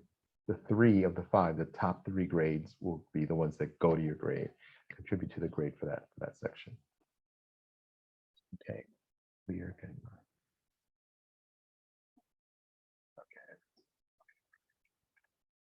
All right, so that will be your assignment for Sunday. Okay, so I want to talk a little bit about conclusions, right? So if we think about that essay that we just did, right? So a possible conclusion, right, could be the person would then have to talk about both what they examined in terms of what was a culture shock and how they related to it.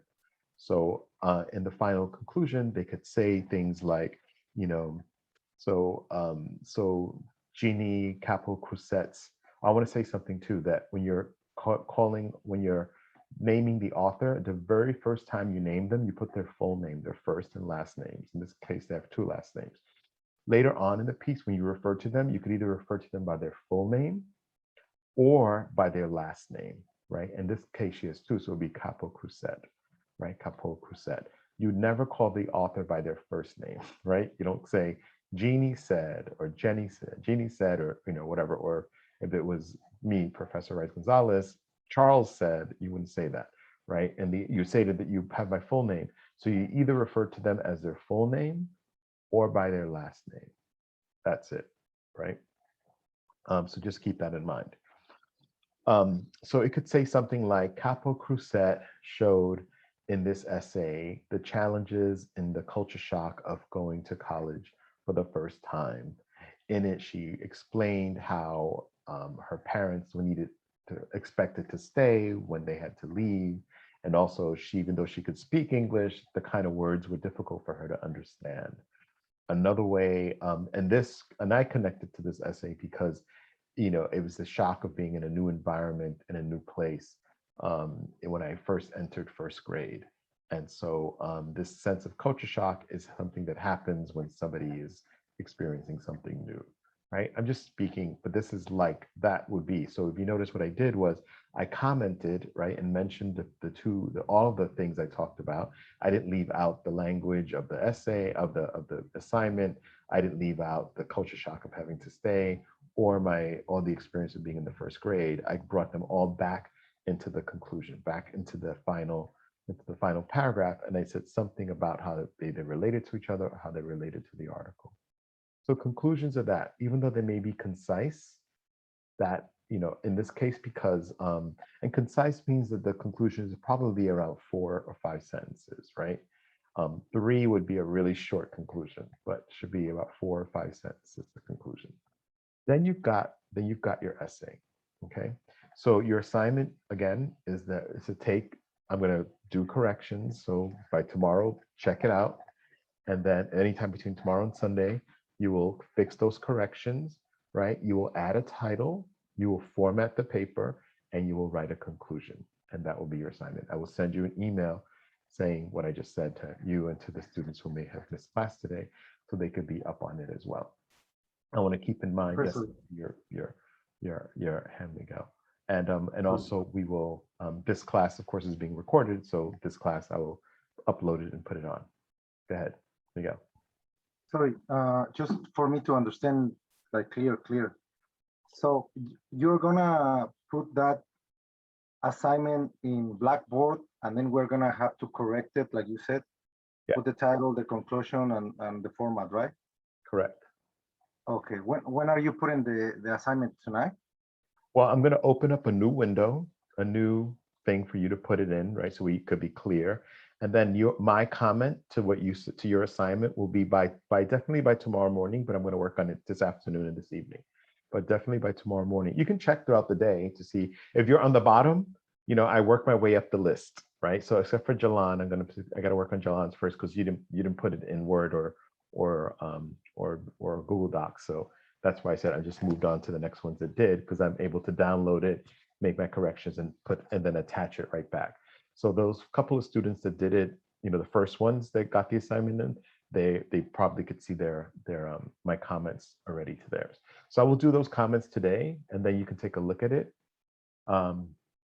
So no, you don't have to create a link, Jalan. You could, you know, you don't do anything with yours right now, but for the next submission, you should either type it in the Google Doc or type it in Word. That way you automatically do that. What I'm going to do with yours is I'm going to just copy it and paste it into a document so that I could do what I need to do, because I can't do that kind of editing when it's written in text inside of Blackboard. Blackboard doesn't allow me to do that. So that's why I asked for those other formats. Okay. All right. So with the time we have remaining, I want to squeeze one more thing in. It's not so much, I think I asked you to read how to summarize an article. Did I ask you to read that? Yes, I didn't. That's it. Yes, okay. We created a handout because I think one thing's important is a summary, right? For you to be able to summarize. I thought that the paper that we'd read today, the student did a really good job of summarizing that article in 3 sentences, right? They talked about let's look at it. Let me look at that in terms of summary, right? I'll read it to all of you, right? In the article, Taking My Parents to College by Janine Capo-Crisette, she goes into her experience as a first-generation college student, right? Her parents actually stayed with her throughout the whole orientation process, and she struggled with an English paper that had her wanting to go back to Miami. The whole experience for her was a culture shock. She was confused and overwhelmed by being completely different environment to what she was accustomed to, right? So she gives us a pretty good sense, right, of what the article is about in 2 or 3 sentences, and she hits the points, right? Or they hit the points. So so summary is important, right? Because summary is for you to be able to say, what are the main ideas? There is maybe one main idea or 2 main ideas, right? But usually a main idea of the story of the article. And you have to be able to also pull more information in. But you could write summaries that are like, you could write a page-long summary, and one of you did write a big summary, and I cut it down, you'll see. It's important to for this essay, just a 2 or 3 sentence summary. So it's important to write, to be able to get a sense of summary, to be able to identify what are the main points of a summary. Sometimes you'll be summarizing things that are very, very long. You know, I mean, just imagine somebody who writes either a review of a book or writes a summary of a novel, right? A novel could have like 200, 300, 400 pages, and they're going to write something on the back of the jacket that is like 1 paragraph, right? That's 1 paragraph so that people get a sense of what the book is about, right? You can watch a movie that's for 2 hours, right? But then there could be a 1 or 2 sentence paragraph, a description of what the movie is about. So that's for you to be thinking about, like, or a TV show. That could be a whole series, right? That's like, I don't know how many episodes, like 15 episodes right? But they use 1 or 2 lines to describe the whole series, like American Horror Story, right? You know, this season is about blah, blah, blah, and blah, blah, blah, and blah, blah, blah, right? And I always say that I hate horror movies, but I watch them. I don't get it. I don't understand it. Be masochistic. But that's the idea of a summary, right? So in our handouts, I asked you to read it. Let's take a look at it. And then I think I want to read the essay with you. So let's see. I shared my screen, course content. Okay. And then how to summarize an essay or article. Click it, right? I'm going to open it. Right, so kind of what I just told you anecdotally, or not anecdotally, but conversationally is listed in here, right? But here we talk like the summary, the main elements of a summary, right? Right? The main summary is that it's the main idea of the article that's conveyed clearly and concisely. The summary is written in the unique style of a writer's own words, so they're your words, right? Not their words. The summary is much shorter than the original document. That's a duh, of course, right? If you're writing a summary is selection of the main points. The summary explains all the important notions and arguments, and the summary condenses a lot of information into a small space, right? So an important thing about up here says a summary does not involve critiquing or analyzing the source. So you're not really commenting when you write a summary. You're just telling us what the piece is about, right? So simple steps to summarize an article: read the source material. That seems like another duh. You have to read the article or to be able to tell us what it's about. You identifying the main idea or the topic. In this case of taking your parents to college is about the culture shock of a new experience. That's the main topic and the main idea. You have to identify the important arguments, right? The important ideas inside of it that support that main topic. Then you have to write your own summary, right? And then you should edit and review a final draft. So I try to always add editing and reviewing, because sometimes once you've written the summary, you're like, done, I wrote it. But the next step is really to take a look at it, edit and rewrite it. So here, this goes into more detail. Read the source material. If you're doing a book report or similar, there's always temptation to skip, right? Unfortunately, there's lots of things online. I'm really urging you not to copy anything online. That's considered plagiarism. Yes, also you want to be able to learn the skill yourself so you can develop that skill. Then after you, to identify the main topic, you say, what is the central idea? What is this essay about? Sometimes where it was written or published might inform it. But basically you're saying, what is this essay about? And so the aim of the article what is it? In taking our students to college was to show how one person from one culture steps into a different situation, a different culture, and has to learn to navigate it, has to learn to adapt to it. What do we do to do that? We reach out to family in that case. They've sought out to family. Family couldn't help them, and they had to figure out, how do I live and be successful in this new environment? A knee-jerk reaction was like, I want to leave, I want to go home, right? So those are all the things that contribute to it. I have a little example here.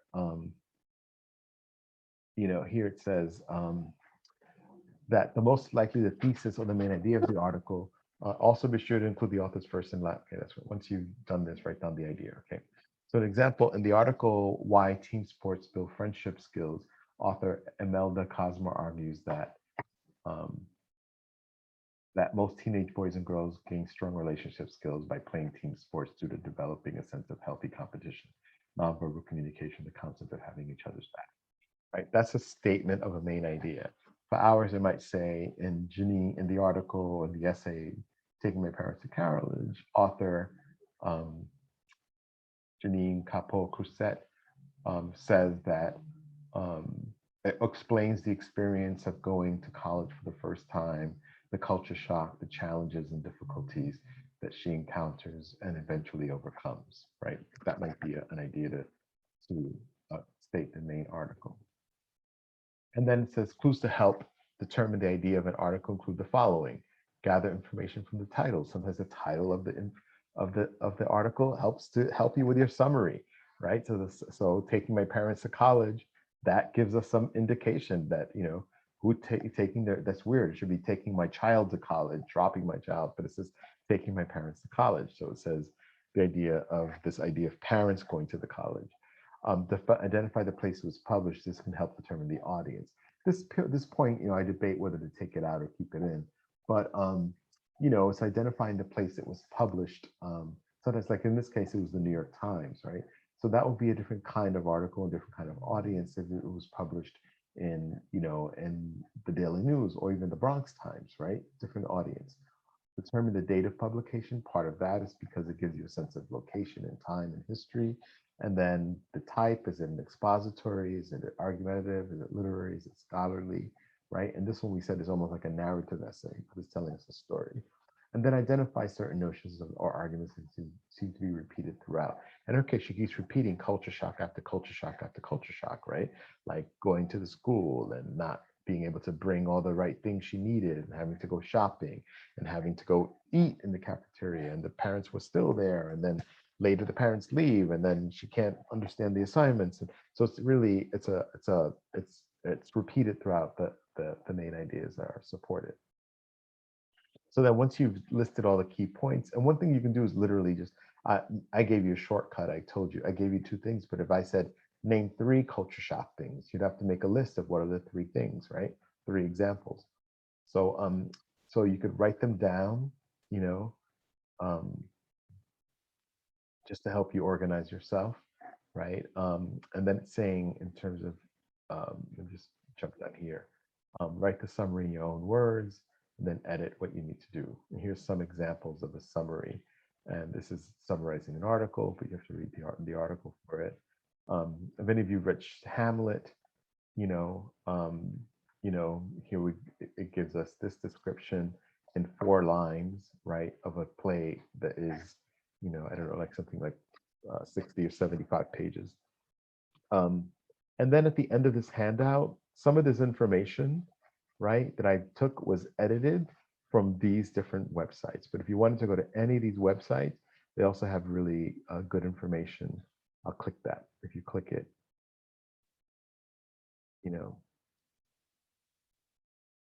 it brings you to the article. So you could read a whole article about it.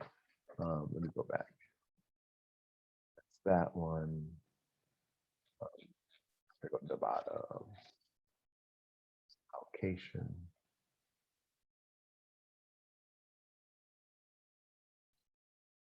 This gives you another example of how to write a summary. Anyway, so that at the end there's several links that lead you to different things on writing a summary. Okay, so I just wanted to review that handout with you so you can think about that. So in terms of summarizing, I want you to focus on really looking for my feedback and to work on that other piece. And so what I'm going to do is just to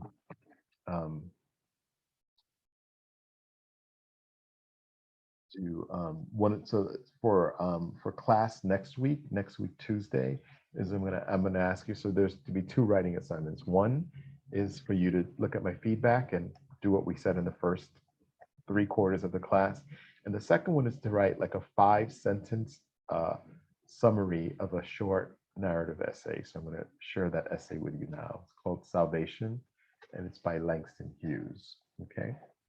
Remember, identifying the main points, the main idea, and the supporting points to give us a summary, so that somebody who did not read the article will be able to understand.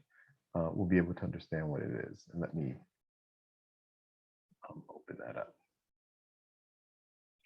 Just so that folks know, Langston Hughes was a oh good, it's here already. So let me share my screen, and then we're going to end the class with me just reading this. I'm going to read it with you. Last class, thank you so much. I remember last class, several of you read. I really appreciated that. If anybody wants to read, you can put in the chat, but I'm going to, for the sake of time, I'm going to read. And look, it's very short, right? So I'm going to read this one. So Salvation is written by Langston Hughes. Langston Hughes, just so you know, is one of the kind of leaders of the Harlem Renaissance. And the Harlem Renaissance was this movement in the 1920s and 30s. that was a moment where there was a lot of creativity in Harlem by many African American writers and musicians, and jazz grew in that environment. There was a certain level of freedom and of progress that Black people were experiencing in New York City and in Harlem specifically. And that's one of the reasons why Harlem is still a mostly traditionally Black neighborhood, because it was a neighborhood that before where many Black people lived. Langston Hughes is known as a poet, but he's also written essays, as we're going to read today. He's written short stories, he's written fiction, he's written lots of things. But many people know him as a poet. But today we're going to read, I'm going to read a story from his, called Salvation. I was saved from sin when I was going on 13, but not really saved. It happened like this. There was a big revival at my Auntie Reed's church. Every night for weeks, there had been much preaching, singing, praying, and shouting, and some very hardened sinners had been brought to Christ, and the membership of the church had grown by leaps and bounds. I'm going to pause for a second. And I'm going to come into the class, right? So right in the beginning, Langston Hughes is talking about a particular experience, right? He's talking about salvation and being saved, right? He's also talking about a church in the South. He says there's a lot of singing and praying, right? So he's speaking about a type of understanding of a Protestant religion, right? So sometimes you may not understand that. I'm looking for some reason right now on my speaker screen, I see Miguel, probably because he's the last person I spoke with, and I see a big crucifix on the wall behind him. So I don't know what religion he practices, or maybe it could be a decoration. Doesn't have to be he practices any religion. I'm Catholic. Catholic. Okay, so Catholic is very different from what Langston Hughes is describing. So if you have only been to Catholic churches and have seen this on thing, it seems like he goes to an evangelical Christian church where there is this idea, right, where in order for you to be saved and go to heaven, you have to do this act. You have to come to Jesus Christ and say, I accept you as my savior, and then you're going to make some changes in your life. And once you make that decision, you are considered saved, right? You are saved from hell and you'll be going. So he's talking about that. And there's also, the church is not like Catholic churches where when the singing is very reverent, not the charismatic Catholics, but most Roman Catholic churches, where when they sing, it's like, la da da da da, la da da da da, right? Where in these kinds of churches, people are like, so it's a very different experience. So that's what he's talking about. So I want to give you all that context because I know we come from different spaces, and this is even a pieces in the 20s and 30s. So I want to give you a little bit of that context. So I'm going to go back to the story. All right. So I'm going to start back here. Every night for weeks, I'm right here. It's not highlighting it. So every night for weeks, there had been much preaching, singing, praying, and shouting, and some very hardened sinners had been brought to Christ, and the membership of the church had grown by leaps and bounds. Then just before the revival ended, they held a special meeting for children to bring the young lambs to the fold. My aunt spoke of it for days ahead. That night, I was escorted to the front row and placed on the mourner's bench with all the other young sinners who had not been yet been brought to Jesus. My aunt told me that when you were saved, you saw a light, and something happened to you inside, and Jesus came into your life, and God was with you from then on. She said you could see and hear and feel Jesus in your soul. I believed her. I had heard a great many old people say the same thing, and it seemed to me that they ought to know. So I sat there calmly in the hot, crowded church, waiting for Jesus to come to me. The preacher preached a wonderful rhythmical sermon, all moans and shouts and lonely cries and dire pictures of hell. And then he sang a song about the 90 and 9 safe in the fold, but one little lamb was left out in the cold. Then he said, won't you come? Won't you come to Jesus, young lambs? Won't you come? And he held out his arms so all us young sinners there on the mourner's bench, and the little girls cried, and some of them jumped up and went to Jesus right away, but most of us just sat there. A great many old people came and knelt around us and prayed.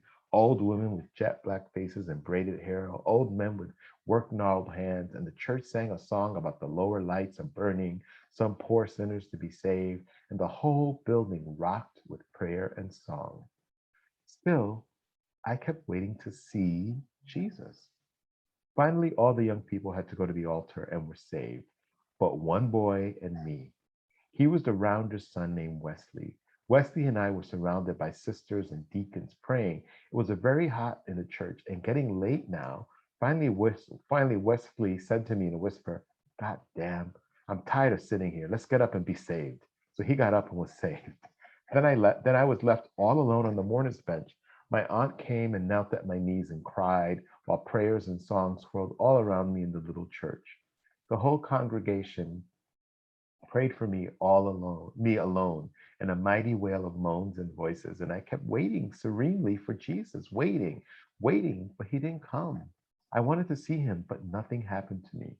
Nothing. I wanted something to happen to me, but nothing happened. I heard the songs and the minister saying, "Why don't you come? My dear child, why don't you come to Jesus? Jesus is waiting for you. He wants you. Why don't you come? Sister Reed, what's this child's name?" "Langston," my aunt sobbed. "Langston, why don't you come? Why don't you come and be saved? Oh, Lamb of God, why don't you come?" Now it was really getting late. I began to be ashamed of myself, holding everything up for so long.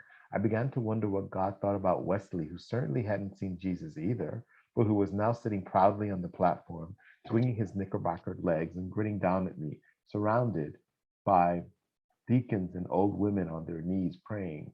God had not struck Wesley dead for taking his name in vain or for lying in the temple. So I decided that maybe to save further trouble, I better lie too and say that Jesus had come and get up and be saved.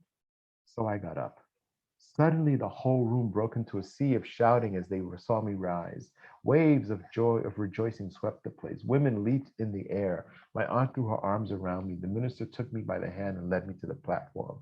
When things quieted down in a hushed silence, punctuated by a few ecstatic amens, all the new young lambs were blessed in the name of God. Then joyous singing filled the room. That night, for the last time in my life, but one, for I was a big boy, 12 years old, I cried. I cried in bed alone and couldn't stop. I buried my head under the quilt, but my aunt heard me. She woke up and told my uncle I was crying because the Holy Ghost had come into my life, because I had seen Jesus. But I was really crying because I couldn't bear to tell her that I had lied, that I had deceived everybody in the church, and I hadn't seen Jesus. And that now I didn't believe there was a Jesus anymore, since he didn't come to help me.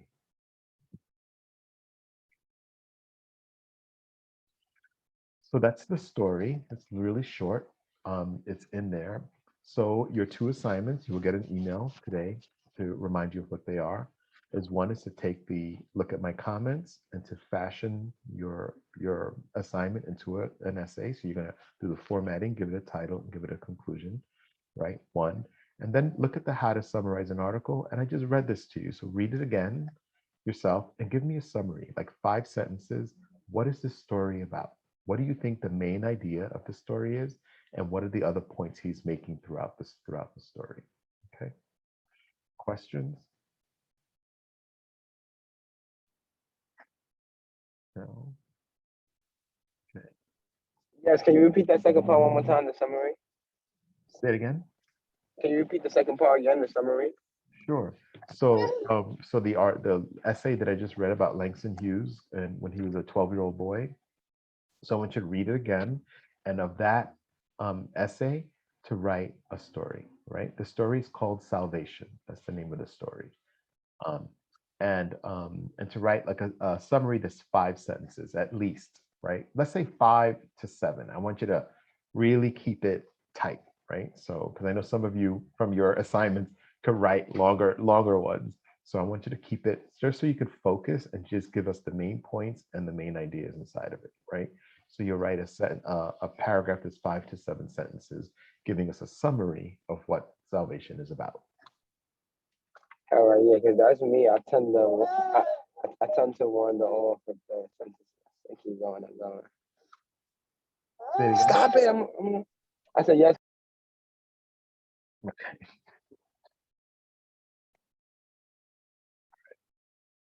Any more questions?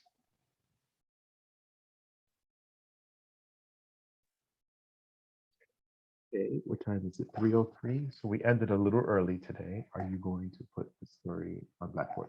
So yes, the story is already on Blackboard, right? So I'm gonna, if I share my screen a second, and you go to Blackboard, all of the stories are there. So that's where I got it from. If you go to Blackboard, which says Essays, you see Salvation is Here by Langston Hughes is there. And how to write a summary, how to summarize an essay is in there. So all of the work that we need to, all of the materials are on Blackboard for you. Okay. So if there are no questions and you're done and you're good, you can have a good afternoon. Take care of yourself. I'm sorry we only get to meet once a week. I wish I could be here twice a week. I know some of you are like, Professor, we're good. Once a week is good for me.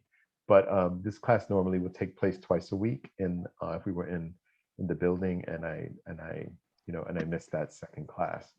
So next week, Victor will be back and I'll be here for, I'll hang out here for a few minutes, but if you're good, have a great afternoon and have a great week as well. And I'll see you next Tuesday.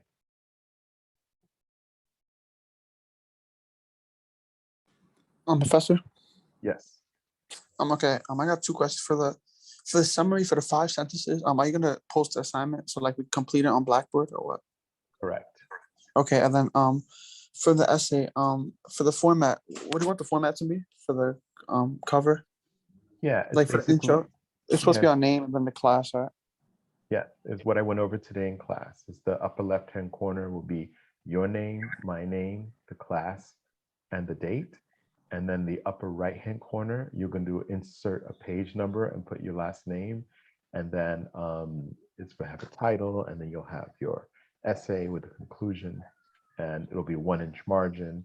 But for that, just again, I'm going to hit my share screen. Can you post that like on Blackboard or no? Yeah, it's posted already. So if you look here, it says how to formatting. I don't know if you can see the screen I just shared. Yeah, I can. Yeah. Formatting the first page of your paper. That is on Blackboard, right? So it's there. Okay, and then for the 5 sentences, you're gonna post that tomorrow or something? Yeah, no, I'm gonna probably open them today. Open a discussion like in this section here. Yeah, you're gonna post in discussions area, Yeah, right? I'll put a discussion and then Right. So those are the 2 assignments that are due next Tuesday, correct? correct. Yeah. All right, thank you. All right, have a good one. All right, you too. Take care. Mhm.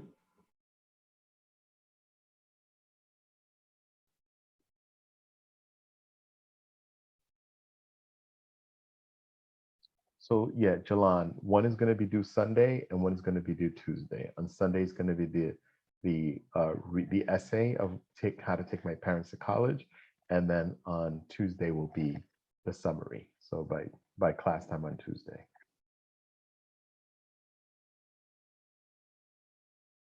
Yeah, so if you notice my MO, my method of operation, I explain stuff in class, but then I send you an email and I repeat it because part of it is that not like there's some students that are absent. So if they're not here and they don't see the recording, they won't know and then they'll be behind.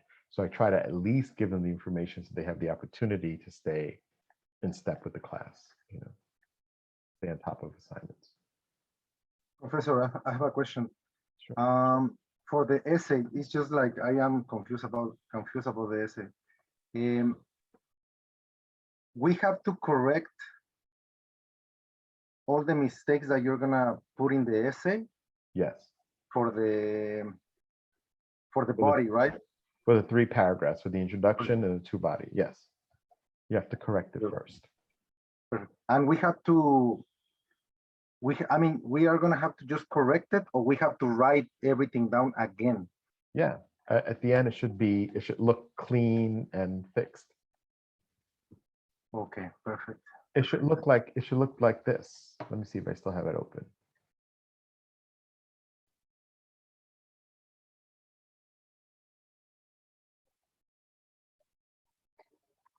Where is it? So So this one, see how this is all, this first paragraph is all cleaned up, right? It doesn't have all my marks and all that stuff. Right? It should be all cleaned up, right? You should fix the corrections. You know, I'm not going to write your thesis statement, but if I haven't graded yours, but if there's thesis statements not there, I'm going to say missing thesis statement. Then you have to write the thesis statement. And I've given you at least a format for the thesis statement. Right? It'll say Perfect, stuff thank like you. that. Sure.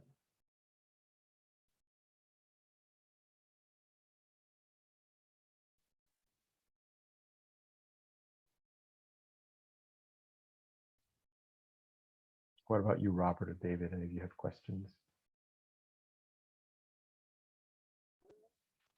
No, I think that's it. Thank you. I like that little voice. Have a good week. All right. Thank you, Miguel. You too. All right, Robert, are you there? Okay. If not, I'm going to close the class.